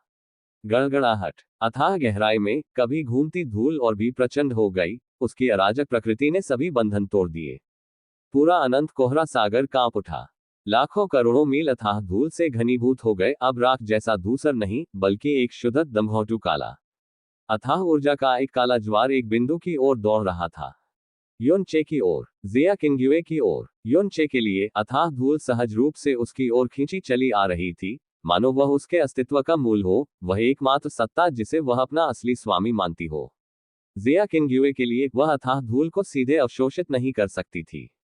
लेकिन उसे इसकी जरूरत नहीं थी, क्योंकि युन चे की शक्ति ने उसे शुद्ध कर दिया था। जिस क्षण अगाध धूल ने उसे छुआ, वह रूपांतरित हो गई, अपनी भ्रष्टता से मुक्त होकर शुद्ध और गहन ऊर्जा में परिवर्तित हो गई। एक ऐसी शक्ति जिसे जिया किंग्युए सहजता से अवशोषित कर सकती थी। और इस प्रकार, जैसे ही अगाध धूल युन चे में प्रवाहित हुई, शुद्ध हुई, फिर जिया किंग्युए में प्रवाहित हुई, उसकी साधना बढ़ती गई। उसका घनत्व अकल्पनीय था, इतना कि अगाध जानवर, जो इस विकृत क्षेत्र के मूल से उत्पन्न हुए जीव थे, भी दूर जाते समय कांप उठे। लाखों से लेकर करोड़ों मील तक अगाध धूल ने अपना निरंतर प्रवाह जारी रखा, मानो अनंत कोहरे के सागर का एक पूरा क्षेत्र अपने आप में ढह रहा हो। फिर क्रैक क्रैक क्रैक, जिया किंग्युए के शरीर पर दरारें फैल गईं, मानो कोई चीनी मिट्टी की गुड़िया टूटकर बिखर गई हो। उसकी त्वचा एक भयानक, अस्थिर आभा से चमक रही थी और उसकी गहरी नसें विनाश के कगार पर कांप रही थीं। और फिर बू! लाखों मील लंबी अथाह धूल युन चे के शरीर में घुसने से अनंत कोहरे के सागर की नींव ही कांप उठी। युन चे को टूटकर भी ऊर्जा सोखते देख, जिया किंग्युए ने दांत पीस लिए, दृढ़ निश्चय के साथ। उसकी आंखों में चमक थी। बिना किसी हिचकिचाहट के, उसने युन चे को इशारा किया और उसे अथाह धूल को गहन ऊर्जा में शुद्ध करते रहने का आग्रह किया। उसने जितना हो सका उतना अवशोषित किया, फिर भी वह जानती थी, अपनी नई शक्ति को पूरी तरह से समेकित करने में समय लगेगा। लेकिन तभी उसे एक विचार सूझा। अपने शरीर को इस अतिभार को सहने के लिए मजबूर करने के बजाय, उसने सारी शुद्ध गहन ऊर्जा को उनके ऊपर तैरते 9 लोकों में पुनर्निर्देशित कर दिया। रंबली! उनके ऊपर के 9 लोग गर्जना करते हुए जीवंत हो उठे, मानो ऊर्जा के प्रचंड प्रवाह से जाग उठे हों। कभी अलौकिक और पारभासी लोक मातृभूति अब भ्रम ठोस हो गए, उनके रूप स्पष्ट, अधिक जीवंत, अधिक वास्तविक होते गए। और फिर जीवन ऊर्जा आकार लेने लगी। रंबली युनचे का मुंह भी फड़क उठा जब उसने महसूस किया कि 9 लोग किस पागलपन भरी गति से गहन ऊर्जा को निगल रहे थे। जिस गति से उन्होंने शक्ति को अवशोषित किया, वह उस गति से कहीं अधिक थी जिस गति से वह उसे शुद्ध कर सकता था। फिर भी चिंता करने के बजाय वह मुस्कुराया, क्योंकि उस क्षण उसकी अपनी साधना एक बार फिर उमड़ पड़ी, और भी अधिक शक्ति के साथ गर्जना करते हुए। रंबली पूरा अनंत कोहरा सागर कांप उठा, मानो इस दुनिया की नींव ही ढहने वाली हो। अथाह धूल एक उग्र तूफान की तरह चीख रही थी, और उन दोनों की ओर हिंसक रूप से उमड़ रही थी, मानो उनके अस्तित्व की ओर खींची चली आ रही हो। उनके ऊपर 9 लोग अब शुद्ध गहन ऊर्जा से भरपूर थे। कभी पारदर्शी और भ्रामक, वे अब ठोस, मूर्त, काले रसातल में राजसी ढंग से तैरते हुए दिखाई दे रहे थे। एक ऐसी चमक बिखेर रहे थे जो स्वयं अंधकार को चुनौती देती प्रतीत हो रही थी। 9 लोकों में से प्रत्येक शक्ति से स्पंदित था, फिर भी अपनी अत्यधिक शक्ति के बावजूद कुछ स्पष्ट हो गया। जिया किंग्युए के वर्तमान साधना स्तर के कारण लोक अब और विकसित नहीं हो सकते थे। फिर भी 9 लोकों में से प्रत्येक गहन ऊर्जा से लबालब भर गया था, एक असीम भंडार जो अब केवल उसका था। मुझे उन्हें आत्मसात करने में कुछ समय लगेगा, जिया किंग्युए ने कहा, उसकी आवाज शांत लेकिन दृढ़ विश्वास से भरी हुई थी। तुम्हें अभी अपनी साधना पर ध्यान केंद्रित करना चाहिए। जैसे ही उसके शब्द निकले, युनचे ने संकोच नहीं किया। एक ही सांस में उसने ऊर्जा को आत्मसात करना जारी रखा, उसका पूरा अस्तित्व बिना किसी रोक टोक के अथाह धूल को निगल रहा था। और अथाह धूल एक अंतहीन ज्वार की तरह उसके अंदर घुस गई, उसकी साधना को खतरनाक गति से मजबूत कर रही थी। युनचे की गहन नसों के अंदर कुछ अभूतपूर्व घटित हो रहा था। उसके भीतर अनंत तारों वाला आकाश गरज उठा। उसके अनगिनत तारे कांप रहे थे, भूख से ज्यादा गहन ऊर्जा को सोख रहे थे, उनकी चमक हर सांस के साथ बढ़ती जा रही थी। और फिर परिवर्तन हुआ। तारे अब सिर्फ खगोलीय पिंड नहीं रहे। एक एक करके वे रूपांतरित हुए। सिर्फ तारों से वे दुनियाएं बन गए। जिया किंग्युए के 9 लोकों की तरह अभी पूरी तरह से विकसित नहीं हुए थे, लेकिन उन्होंने पहला कदम उठा लिया था, ठीक वैसे ही जैसे जब उसके 9 लोग पहली बार उभरे थे। वे अलौकिक, पारदर्शी, अपूर्ण थे, लेकिन उसके विपरीत वे अनगिनत थे, अनंत लोक। रंबली करोड़ों मील की अथाह धूल युनचे की ओर दौड़ी, एक अंतहीन ज्वार की लहर की तरह उसके शरीर में समा गई। उसका विशाल आयतन चौंका देने वाला था, एक अथाह शक्ति जो किसी भी अस्तित्व को चकनाचूर करने के लिए पर्याप्त होनी चाहिए थी। फिर भी युनचे ने उसे निगल लिया। अथाह धूल निरंतर बहती रही, उसे अपनी शक्ति में डुबोती रही। आखिरकार वह अपनी सीमा तक पहुंच गया, यहां तक कि उसकी कुलदेवी का शून्य शरीर भी उसे और नहीं सोख सका। और फिर बूम! प्रभाव इतना जबरदस्त था कि करोड़ों मील तक फैली अथाह धूल लगभग गायब हो गई। यह सब इसलिए क्योंकि उसकी ऊर्जा की भूख ने उसे निगल लिया था। क्या हो रहा है? क्या हो रहा है? भगवान ईस्ट स्टार, क्या आप जानते हैं कि क्या हो रहा है? एक के बाद एक घबराई हुई आवाजों का कोलाहल पूरे देश में गूंज उठा। बोलने वाले कोई साधारण लोग नहीं थे, वे कुलीन, राजघराने और शक्तिशाली साधक थे जो अनंत कोहरे के सागर के आसपास के इलाकों में रहते थे। उनके भीतर भी भय ने उनकी आत्माओं को जकड़ लिया। पूरे क्षेत्र में तैनात सैकड़ों अथाह शूरवीर और शुद्ध भूमि रक्षक स्तब्ध रह गए। उनके चेहरे पर अविश्वास साफ झलक रहा था, क्योंकि उन्होंने असंभव को देखा था। अभी कुछ समय पहले ही एक पतित देवता की खबर ने दुनिया को हिलाकर रख दिया था। दिव्य राज्यों में आतंक की लहरें भेज दी थीं, और उन्हें अनंत कोहरे के सागर से पीछे हटने के लिए मजबूर कर दिया था। फिर भी आज, भले ही वे रसातल से दूर थे, भले ही वे सुरक्षित स्थान पर चले गए थे, जमीन कांप रही थी। नहीं, दुनिया खुद कांप रही थी। वे इसे महसूस कर सकते थे। कभी दमनकारी, दमघोंटू अगाध धूल जो हमेशा जमीन पर छाई रहती थी, वह कम हो रही थी। हवा पहले से कहीं ज्यादा साफ थी, और फिर भी उन्हें समझ नहीं आ रहा था कि ऐसा क्यों हो रहा है। कुछ लोग डर के मारे फुसफुसा रहे थे, यह मानते हुए कि यह देवताओं का काम है। कुछ लोग दहशत से कांप रहे थे, उन्हें यकीन था कि यह दुनिया का अंत है। और कुछ लोगों ने जवाब की उम्मीद में जल्दी से अपने प्रभुओं को रिपोर्ट भेजी। लेकिन कोई भी उनमें से एक भी नहीं इस घटना के असली कारण की कल्पना नहीं कर सकता था। जैसे ही अगाध धूल अचानक गायब हो गई, अंतहीन कोहरे की चरम गहराइयों से अगाध धूल का एक और भी भयानक ज्वार उमड़ पड़ा। ऐसा लग रहा था मानो अनंत कोहरा खुद घायल हो गया हो, उसने इस अस्वाभाविक बदलाव को महसूस कर लिया हो और प्रतिक्रिया दी हो। और इस तरह कुछ ही क्षणों में अथाह धूल वापस लौट आए, अथाह अज्ञात से लुढ़कती हुई और अंतहीन कोहरे के सागर और उसके आसपास के वातावरण को एक बार फिर ढक लिया। मानो कुछ हुआ ही न हो, मानो लाखों मील का शून्य कभी था ही नहीं। लेकिन उस संक्षिप्त क्षणभंगुर क्षण में युचे पहले ही कार्य कर चुका था। उसकी नव उन्नत दिव्य इंद्रिय बाहर की ओर प्रस्फुटित हुई, और पहली बार उसने अपनी अनुभूति की सीमाओं को सचमुच परखा। उसने जो खोजा, उसने उसे अंदर तक हिला दिया। उसकी दिव्य इंद्रिय करोड़ों मील की सीमा तक पहुंच गई थी, और फिर भी, इस स्तर पर भी, वह अभी भी अंतहीन कोहरे के अंत तक नहीं पहुंच सका। यह उससे परे फैला हुआ था, और भी दूर, और भी गहरा, अथाह। लेकिन उसकी अनुभूति के भीतर किसी और चीज ने उसकी आत्मा में एक सिहरन पैदा कर दी, जब वह मुस्कुराया। हाँ, वहां लाखों की संख्या में अगाध पशु थे, जिनकी साधना दिव्य विलुप्ति क्षेत्र से लेकर दिव्य सीमित क्षेत्र की प्रारंभिक और मध्य अवस्थाओं तक फैली हुई थी। लेकिन उनसे परे और भी थे। उसकी दिव्य इंद्रिय उनसे टकराए, और उसने जो महसूस किया उससे उसका पूरा शरीर अनायास ही तनावग्रस्त हो गया।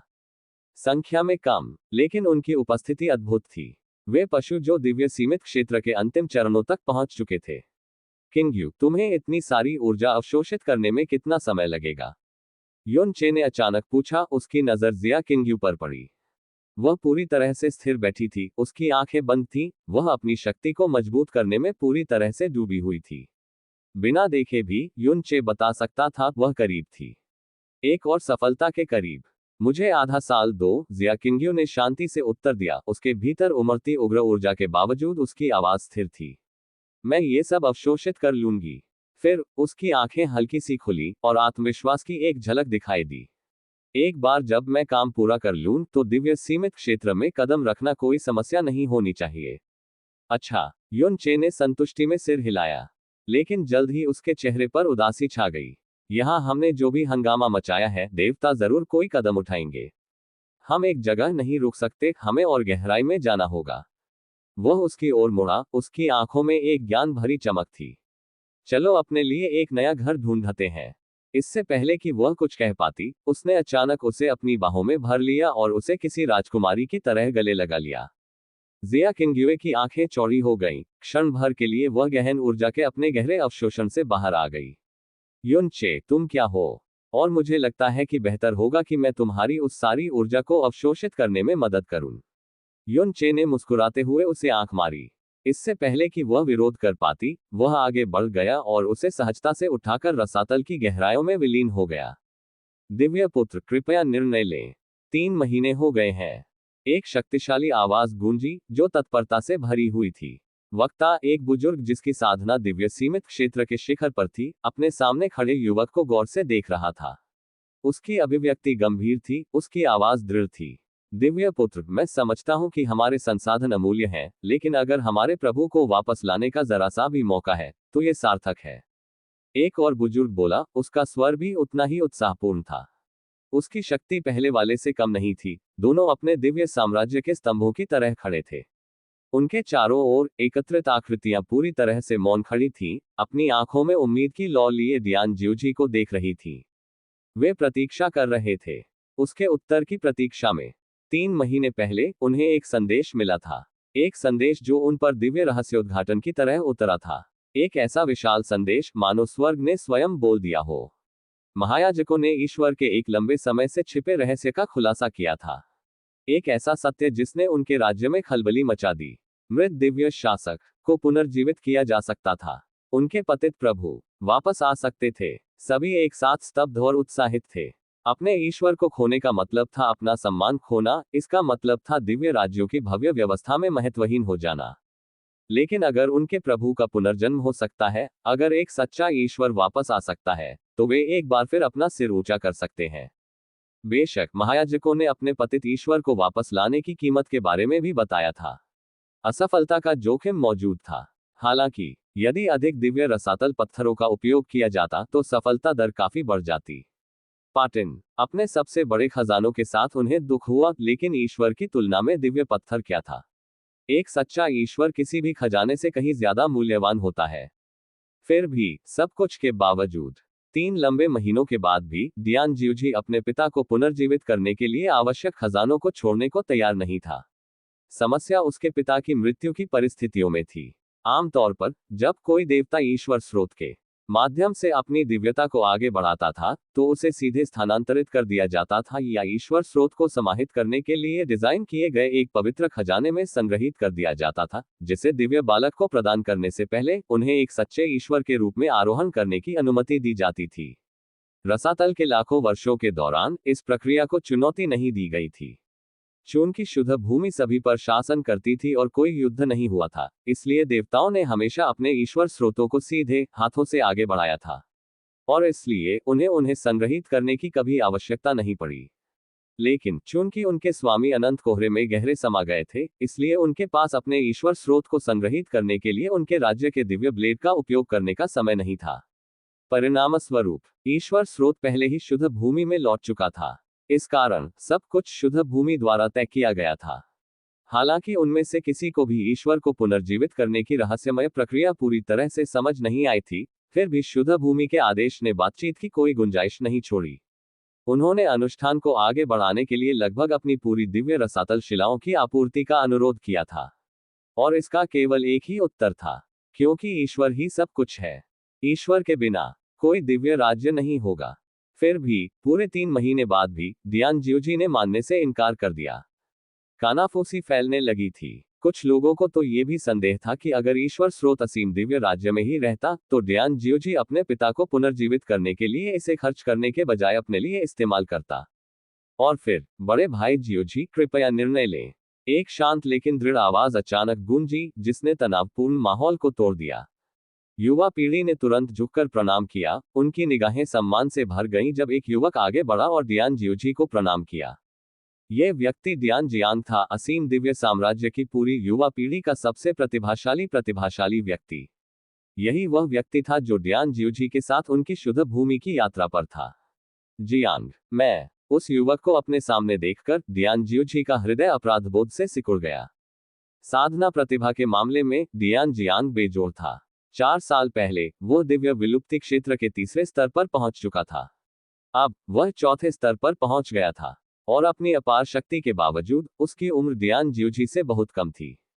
फिर भी अपनी सारी प्रतिभा के बावजूद वह अभी भी उसके सामने खड़ा था, उसके निर्णय की प्रतीक्षा कर रहा था।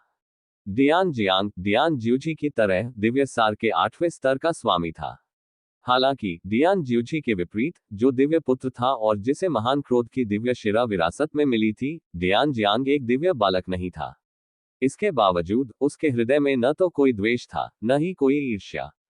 उसके मन में अपने बड़े भाई के प्रति कोई क्रोध था, केवल सम्मान। अटूट निष्ठा के साथ उसने बिना किसी हिचकिचाहट के अपना सिर झुकाया और उसके पीछे चल दिया। फिर भी इससे डियान जियोजी का अपराधबोध और गहरा हो गया।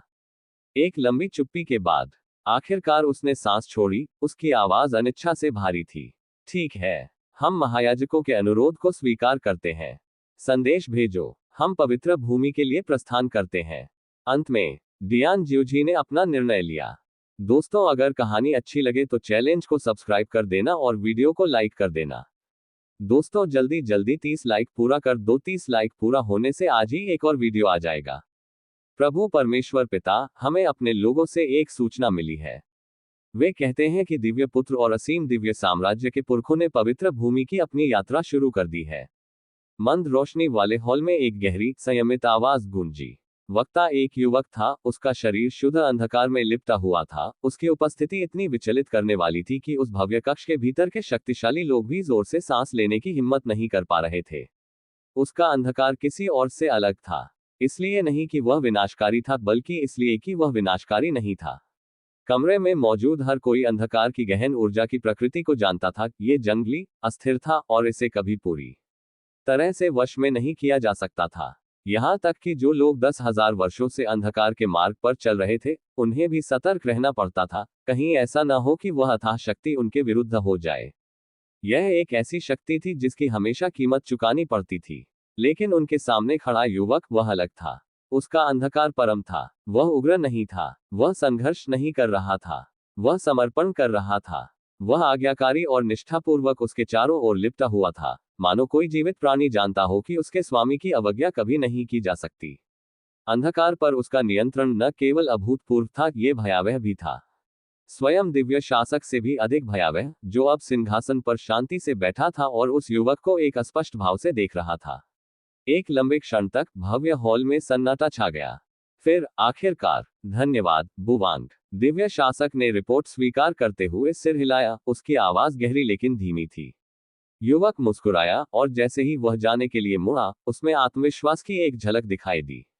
फिर भी जैसे ही वह दहलीज से आगे कदम रखने वाला था, वह अचानक रुक गया। हे प्रभु परमेश्वर पिता, अगर मुझे अनुमति हो, क्या मैं पूछ सकता हूं कि आपने हमारे लोगों को असीम दिव्य साम्राज्य की निगरानी क्यों करने को कहा है? उसकी आवाज हमेशा की तरह शांत और विनम्र थी, लेकिन उसके कोमल आवरण के नीचे जिज्ञासा की एक चिंगारी छिपी थी। जैसे ही ये शब्द निकले, कमरे का माहौल धीरे से बदल गया। दिव्य प्रतिनिधि की हिंग अपने सिंहासन पर थोड़ा पीछे झुक गए, उनकी निगाहें मनोरंजन से टिमटिमा रही थीं। अपने बेटे को उनसे सवाल पूछने की पहल करते देख, उनके होठों पर एक अनोखी मुस्कान आ गई। क्योंकि मैं समय आने पर एक साथी मित्र का स्वागत करने के लिए वहां मौजूद रहना चाहता हूं, उन्होंने इत्मीनान से जवाब दिया। उनके स्वर में एक निर्विवाद निश्चितता थी। उद्धरण चिन्ह प्रश्नवाचक चिन्ह प्रश्नवाचक चिन्ह उद्धरण चिन्ह। इन शब्दों ने कमरे में भ्रम की लहर दौड़ा दी। इकट्ठे हुए बुजुर्गों और पहरेदारों ने एक दूसरे को खामोश निगाहों से देखा। उनके हाव भाव संदेह और अनिश्चितता से भरे थे। यहां तक कि पान बुवांग, जिनका संयम शायद ही कभी डगमगाता था, ने भी अपनी भौहें थोड़ी सिकोड़ ली। एक साथी मित्र का स्वागत है, उन्होंने दोहराया। उनकी तीखी आंखें थोड़ी सिकुड़ गईं। किसकी? शायद आप बात कर रहे हैं पिताजी। एक पल के लिए उनके बीच सन्नाटा छा गया। फिर की हिंग के होंठ थोड़े से मुड़ गए। उसके हाव भाव को समझना नामुमकिन था, लेकिन उसकी गहरी और ज्ञानपूर्ण निगाहें मानो समय को चीरती हुई लग रही थी। मानो उसे पहले से ही पता हो कि कौन वापस आ रहा है। मुझे लगता है कि अब आप सबको बताने में कोई बुराई नहीं है, दिव्य रीजेंट ह्यू हिंग ने इत्मीनान से कहा। उसकी आवाज मधुर लेकिन एक स्पष्ट वजन लिए हुए थी।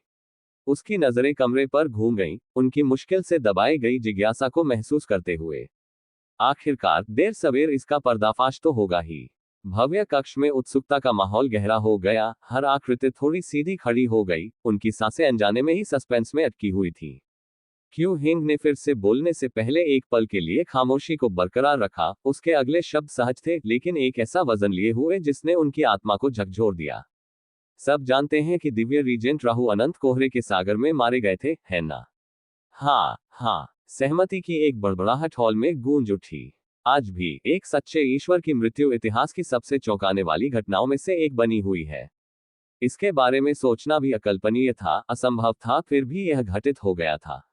उनमें से पान बुवांग की आंखों में एक अस्पष्ट सी चमक थी। बेशक उसने इसके बारे में सब कुछ सुना था। अफवाहें नहीं, सच्चाई ये थी कि उसके अपने स्वामी कोहरा सम्राट ने दिव्य शासक का वध कर दिया था। घटना के महीनों बाद भी इसके बारे में सोचते ही उसकी रीढ़ में सिहरन दौड़ जाती थी। एक ईश्वर की मृत्यु हो गई थी।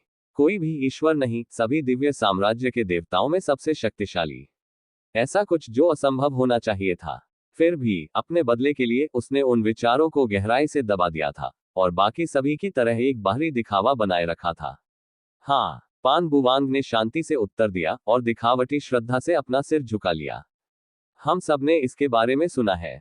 कि हिंग ने उसे कुछ देर तक देखा, फिर मुस्कुराया। अच्छा, उसने अपनी आवाज धीमी, लगभग बातचीत जैसी करते हुए जारी रखा, लेकिन उसके अगले शब्दों ने सबके दिलों में एक भयानक लहर दौड़ा दी। हम देवताओं के लिए मृत्यु वास्तव में अंत नहीं है। पतित देवता को वापस लाने के तरीके हैं। उद्धरण चिन्ह विस्मयादिबोधक चिन्ह विस्मयादिबोधक चिन्ह उद्धरण चिन्ह। कक्ष में पूर्ण सन्नाटा छा गया। एक गहरी सांस तक कोई नहीं बोला, किसी ने सांस लेने की भी हिम्मत नहीं की। फिर जैसे आकाश में बिजली गिरी हो, उनके बीच कोलाहल मच गया। असंभव, एक देवता को पुनर्जीवित करना। हे प्रभु दिव्य शासक, क्या आपका मतलब है? ये कैसे हो सकता है? हाफ ने विस्मय और स्तब्ध फुसफुसाहटों से हॉल भर गया, जैसे सबसे शांत बुजुर्ग भी अपना संयम खो बैठे हो। यहां तक कि पान बुवा भी। अपने पूरे संयम के बावजूद एनजी का दिल कांप उठा। वह जानता था कि देवता नश्वर प्राणियों से कहीं बढ़कर है, उनकी आत्मा में ही दिव्यता समाहित है। लेकिन एक सच्चे ईश्वर की मृत्यु को उल्टना, यह ऐसा काम था जो प्राचीनतम नियमों के भी विरुद्ध था। फिर भी क्यू हिंग केवल मुस्कुराया, उसकी शांत निगाहें उसके सामने स्तब्ध चेहरों पर घूम रही थी। वह इसका आनंद ले रहा था। वह एक ईश्वर था, एक ऐसा प्राणी जो समस्त अस्तित्व के शिखर पर खड़ा था। और उसने अभी अभी उन्हें वह बात बताई थी जिसका कोई भी नश्वर या निम्नतर ईश्वर कभी स्वप्न में भी नहीं सोच सकता था, कि देवता मृतकों में से वापस आ सकते हैं। जाहिर है, इसकी भी सीमाएं हैं। दिव्य शासक क्यू हिंग की आवाज शांत रही, लेकिन उनके शब्दों का भार हवा में भारी था, जो उनके सामने स्तब्ध श्रोताओं पर दबाव डाल रहा था। किसी ईश्वर को मृत्यु से वापस लाने के लिए उनकी आत्मा के एक अंश, जिसमें अभी भी उनकी दिव्यता समाहित है, का उपयोग किया जाना चाहिए। उसकी नजरें कमरे में घूम गईं, और जैसे जैसे उन्हें एहसास हुआ, उनके भाव सदमे से मौन चिंतन में बदल गए। हम देवता देवत्व की प्राप्ति पर अपनी आत्मा का एक अंश शुद्ध भूमि के आत्मा कक्ष में छोड़ जाते हैं। वह रुका, अपने शब्दों की गंभीरता को समझने के लिए। उस अंश में हमारा दिव्य सार, हमारा सच्चा स्वरूप समाहित है, फिर भी इसका बाहरी दुनिया में हमारे वर्तमान अस्तित्व से कोई संबंध नहीं है। कक्ष में एक बड़बड़ाहट गूंजी, यहां तक कि उन लोगों के लिए भी जिन्होंने अनगिनत सहस्राब्दियां देवताओं की सेवा में बिताई थीं। यह सामान्य ज्ञान नहीं था, और फिर भी यह समझ में आता था। देवता अस्तित्व के शिखर पर थे, उनकी शक्ति सभी तर्कों को चुनौती देती थी। अगर वे भी सचमुच बिना किसी निशान के नष्ट हो सकते थे, तो दिव्य साम्राज्य इतने लंबे समय तक इतने स्थिर कैसे रह सकते थे? शुद्ध भूमि में हमेशा से रहस्य दबे रहे थे, ऐसे रहस्य जो दिव्य पुत्रों और पुरखों को भी कभी नहीं बताए गए। कि हिंग उनके भावों में विस्मय और बेचैनी के मिश्रण को देखते हुए आराम से बोलता रहा। संसाधनों की भी जरूरत है, एक विशाल अकल्पनीय मात्रा में। उसकी आवाज थोड़ी गहरी हो गई, जिसमें ईश्वरीय विधान का भार था। और सबसे जरूरी बात, इस पुनरुत्थान की देखरेख स्वयं महायाजकों द्वारा की जानी चाहिए। केवल उनकी प्राचीन दिव्य कलाओं से ही पतित ईश्वर का पुनर्जन्म हो सकता है। कक्ष में एक बार फिर मौत जैसा सन्नाटा छा गया। क्यू हिंग पीछे झुक गया, उसकी उंगलियां उसके सिंहासन के आर्मरेस्ट पर हल्के से टैप कर रही थी। यह सिर्फ एक बार ही हो सकता है, एक ही वाक्य, फिर भी उसमें एक ऐसी अंतिमता थी जिसने उनके दिलों में सिहरन पैदा कर दी। यह प्रक्रिया न तो तुरंत है और न ही इसकी गारंटी है, इसमें दशकों लग सकते हैं। अगर कोई भाग्यशाली रहा तो 10 साल भी काफी हो सकते हैं। हर शब्द बिजली की गड़गड़ाहट की तरह गूंज रहा था, जो वहां मौजूद सभी लोगों के मन में गूंज रहा था। सन्नाटा गहरा गया, फिर अचानक दशकों, किसी ने धीमी आवाज में बुदबुदाया, उनकी आवाज कांप रही थी। एक भी मौका, अगर वे असफल हो गए। एक और बुजुर्ग ने गहरी सांस ली, उसका चेहरा पीला पड़ गया। इस रहस्योद्घाटन की विशालता ने उन सभी को हिलाकर रख दिया था। लेकिन क्यू हिंग का अभी अंत नहीं हुआ था। एक बार फिर बोलते हुए उसके होठों के कोनों पर एक मुस्कुराहट खेल गई। इसीलिए मैंने अपने लोगों को असीम दिव्य साम्राज्य की गतिविधियों पर नजर रखने के लिए भेजा है। उसका लहजा सहज था, मानो सांसारिक मामलों पर चर्चा कर रहा हो, फिर भी उसके शब्दों में अनिवार्यता का भार था। चाहे उनके मन में कितनी भी शंकाएं हो, चाहे दिव्य पुत्र के हृदय में कितनी भी झिझक क्यों ना हो, वे अपने ईश्वर को पुनर्जीवित करने का चुनाव करेंगे। तारांकन तारांकन। उसकी निगाहें थोड़ी धुंधली पड़ गईं, उसकी आंखों में मनोरंजन की एक झलक दौड़ गई। और हम देवताओं के लिए। वह थोड़ा आगे झुका, उसकी उपस्थिति दिव्य अविचल दिखाई दे रही थी। यह बस एक पुराने दोस्त का स्वागत करने जाने की बात है। तो कैली, मुझे पता है कि तुम्हारा दिल अभी अस्त व्यस्त है, लेकिन कृपया थोड़ी देर और रुको। हुआ फूचेन की आवाज स्थिर थी, फिर भी अपनी बेटी को देखते हुए उसमें एक दुर्लभ कोमलता झलक रही थी। वह उसकी आंखों में उमड़ता तूफान देख सकता था, वह चिंता, गुस्सा और हताशा जो युनचे के गायब होने के बाद से उसे खाई जा रही थी। लेकिन अब उम्मीद की एक किरण थी। जब पुराना राहु पुनर्जीवित होगा, तो हमें आखिरकार सच पता चल जाएगा कि क्या हुआ था। और जब वह समय आएगा, तो हम फॉग सम्राट से निपटने का कोई रास्ता निकाल लेंगे और युनचे को बचा लेंगे। उसके शब्द दृढ़ विश्वास से गूंज रहे थे, मानो उन्हें बोलना ही उन्हें हकीकत बनाने के लिए काफी था। हुआ कैली की मुट्ठियां कस गईं, उसका शरीर अनकही भावनाओं से कांप रहा था। कितने समय से वह इंतजार कर रही थी, बेबस, शक्तिहीन, अपने नियंत्रण से बाहर घटनाओं को घटते हुए देख रही थी। वह अकेली नहीं थी जो हिल गई थी। उसके बगल में हुआ किंगयंग भी उतनी ही स्तब्ध थी। इस रहस्योद्घाटन पर उसका हमेशा का तीखा संयम टूट गया। यह मैंने पहली बार ऐसी बात सुनी है, उसने फुसफुसाते हुए कहा, उसकी आवाज फुसफुसाहट से थोड़ी ही ऊपर थी। यह एक ईश्वर का रहस्य था, जिसकी जानकारी केवल दिव्य शासकों और उच्च पुजारियों को ही थी। और अब यह सब समझ में आ गया।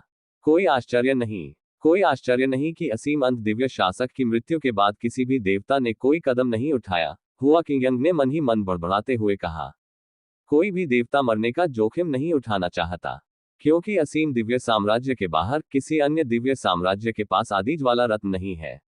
अगर वे गिर जाते तो उनके पुनरुत्थान हमेशा के लिए खो जाएगा, और कोई भी ईश्वर एक भी नहीं उनके अनंत अस्तित्व को उस युद्ध पर दांव पर नहीं लगाएगा जिसके जीतने का उन्हें यकीन नहीं था।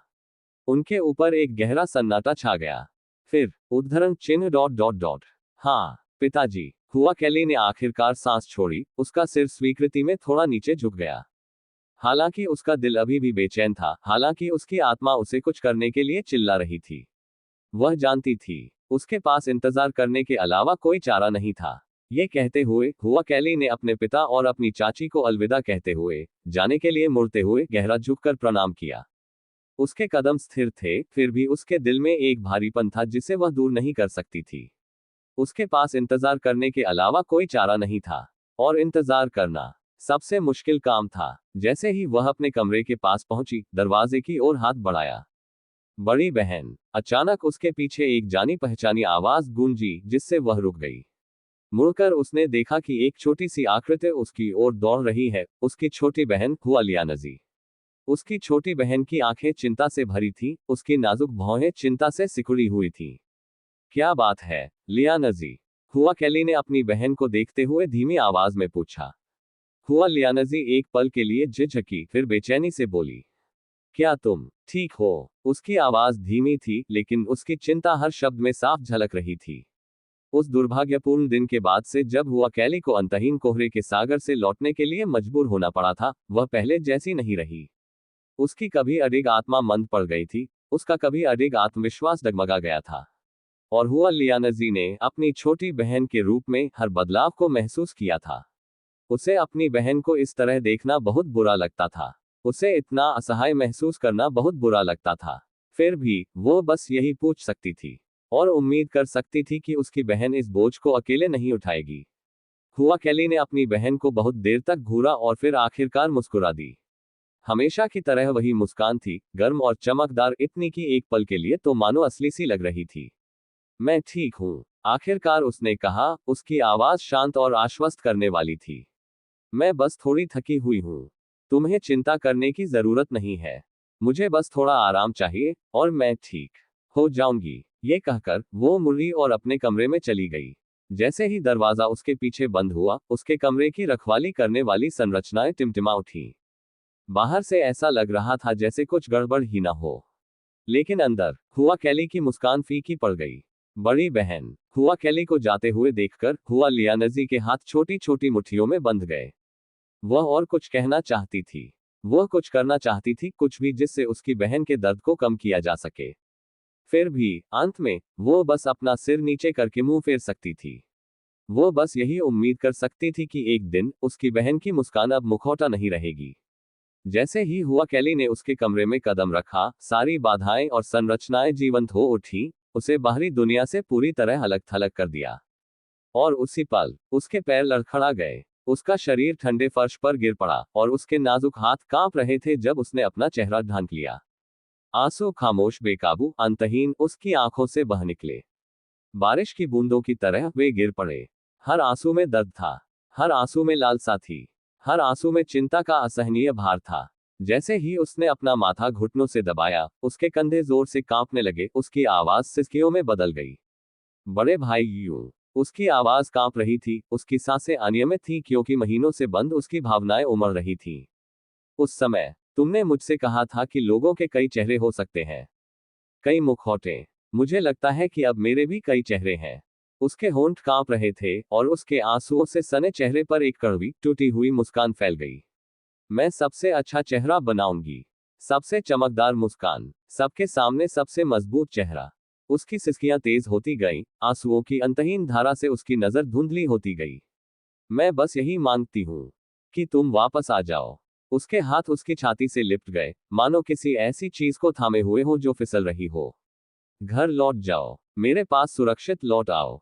ठीक है। शब्द खामोशी में खो गए। एक फुसफुसाहट, एक प्रार्थना, एक अनंत प्रतीक्षा। शांत कमरे के अंदर हुआ फूचिन और हुआ किंगन गंभीर मौन में बैठे थे, उनके चेहरे पर अनकहा दुख भरा हुआ था। हालांकि वे हुआ कैली के कमरे में शारीरिक रूप से मौजूद नहीं थे, फिर भी उनकी दिव्य इंद्रियां दीवारों के आर पार फैली हुई थीं, हर दर्द भरे आंसू, हर कांपती सिसकी, हर फुसफुसाती हुई विनती को देख रही थी। यह दृश्य उनके दिलों में किसी तलवार की तरह चुभ गया। एक लंबे क्षण तक दोनों में से कोई भी नहीं बोला। बेबसी का बोझ उन पर घुटन भरा, असहनीय था। फिर आखिरकार, क्या वाकई कोई और रास्ता नहीं है? हुआ किंगयंग की आवाज ने सन्नाटा तोड़ा, उसका स्वर धीमा मगर कांप रहा था। क्या हम लोगों को फिर से अंतहीन कोहरे में नहीं भेज सकते? उसके हाथ उसकी बगलों में मुट्ठियों में बंध गए। वह बिना लड़े भाग्य को स्वीकार करने वाली कभी नहीं रही थी। लेकिन इस बार ऐसा लगा जैसे उन्हें बस इंतजार करने के लिए मजबूर किया जा रहा हो, जबकि उनका कोई प्रिय व्यक्ति कष्ट में है। हुआ फूचेन ने अपनी आंखें बंद कर ली, उसका दिल भारी था। ये रसातल सम्राट की इच्छा है। उसकी आवाज शांत थी, फिर भी एक निर्विवाद त्याग की भावना से भरी हुई थी। सचमुच कोई और रास्ता नहीं है। उसने धीरे से अपना सिर हिलाया, उसकी अपनी हताशा मुश्किल से दब रही थी। रसातल साल सम्राट का फरमान निरंकुश था, अपरिवर्तनीय, अप्रतिबंधित। किसी को भी, यहां तक कि उन्हें भी, इसे चुनौती देने का अधिकार नहीं था। और इसलिए जैसे ही उन दोनों ने मौन दुख से भरी एक दूसरे को देखा, उनके पास एकमात्र विकल्प प्रतीक्षा करना था और आशा करना था। हालांकि उनमें से किसी ने भी अपने सबसे बड़े डर को व्यक्त करने की हिम्मत नहीं की कि जब तक उन्हें आखिरकार कुछ करने का मौका मिलेगा, तब तक बहुत देर हो चुकी होगी। गर्जना, बू, एक विशाल सर्प, जिसके अथाह काले शल्क एक अप्राकृतिक चमक से चमक रहे थे, युनचे के सामने कुंडलित होकर हिंसक रूप से छटपटा रहा था। उसका शरीर विशाल था, आकार में अथाह ड्रैगन लॉर्ड से आसानी से मेल खा रहा था, उसकी आंखें शुद्ध शिकारी द्वेष से जल रही थीं। उसके शल्क इतने अस्वाभाविक रूप से कठोर थे कि युनचे भी, अपनी अपार शक्ति के बावजूद, उन्हें भेदने के लिए संघर्ष कर रहा था। यह अथाह जानवर एक राक्षसी प्राणी था, उसकी आभा दम घोंटने वाली थी, उसकी शक्ति लगभग दिव्य ड्रैगन लॉर्ड के बराबर थी। फिर भी युनचे समझ सकता था, यह कोई चरम स्तर का अथाह जानवर भी नहीं था। यह प्राणी दिव्य सीमित क्षेत्र के केवल 8वें स्तर तक ही पहुंचा था। और फिर भी यह उसे पीछे धकेल रहा था। युनचे की आंखें सिकुड़ गईं, उसके शरीर से एक ऐसी शक्ति निकल रही थी जो ऐसे प्रतिद्वंद्वी से बहुत पहले ही पार हो जानी चाहिए थी। जिया किंगयुए के साथ युगल साधना के अनगिनत दौरों के बाद उसकी नींव स्थिर हो गई थी, उसकी आभा पहले स्तर के दिव्य विलुप्ति क्षेत्र के शिखर पर दृढ़ता से स्थापित हो गई थी। लेकिन कुछ तो गड़बड़ थी। हालांकि उसने अपनी साधना को और ऊंचा करने के लिए और अधिक अथाह धूल को अवशोषित करने की कोशिश की, कुछ भी नहीं बदला। उसकी प्रगति रुक गई थी, उसके चारों ओर घूम रही अनंत अथाह ऊर्जा के बावजूद उसका विकास पूरी तरह से रुक गया था। पहले तो उसने सोचा कि यह एक साधारण अड़चन है, लेकिन जब उसने गहराई से सोचा, उसे सच्चाई का एहसास हुआ। वह जितनी भी ऊर्जा अवशोषित कर रहा था, उसमें से कुछ भी उसके पास नहीं जा रही थी। उसकी गहन शिराएं, उसके भीतर के अनंत तारों वाले लोक, सब कुछ निगल चुकी थीं। वे गहन ऊर्जा के हर अंश को सोख रही थी, उसे अपने परिवर्तन के लिए संचित कर रही थी। और युनचे, उसे कुछ नहीं मिला। ऊर्जा की एक भी बूंद उसकी साधना को मजबूत करने में नहीं गई थी। उसकी गहरी नसें विकसित हो रही थी, लेकिन किस कीमत पर? और जब परिवर्तन पूरा हो जाएगा तो वे क्या बन जाएंगी, उसे पता नहीं था। अभी युनचे अपनी ईश्वरीय राख अवस्था में खड़ा था। उसका शरीर एक ऐसी जबरदस्त शक्ति बिखेर रहा था जिसने उसकी युद्ध शक्ति को दिव्य सीमित क्षेत्र के शिखर तक पहुंचा दिया था।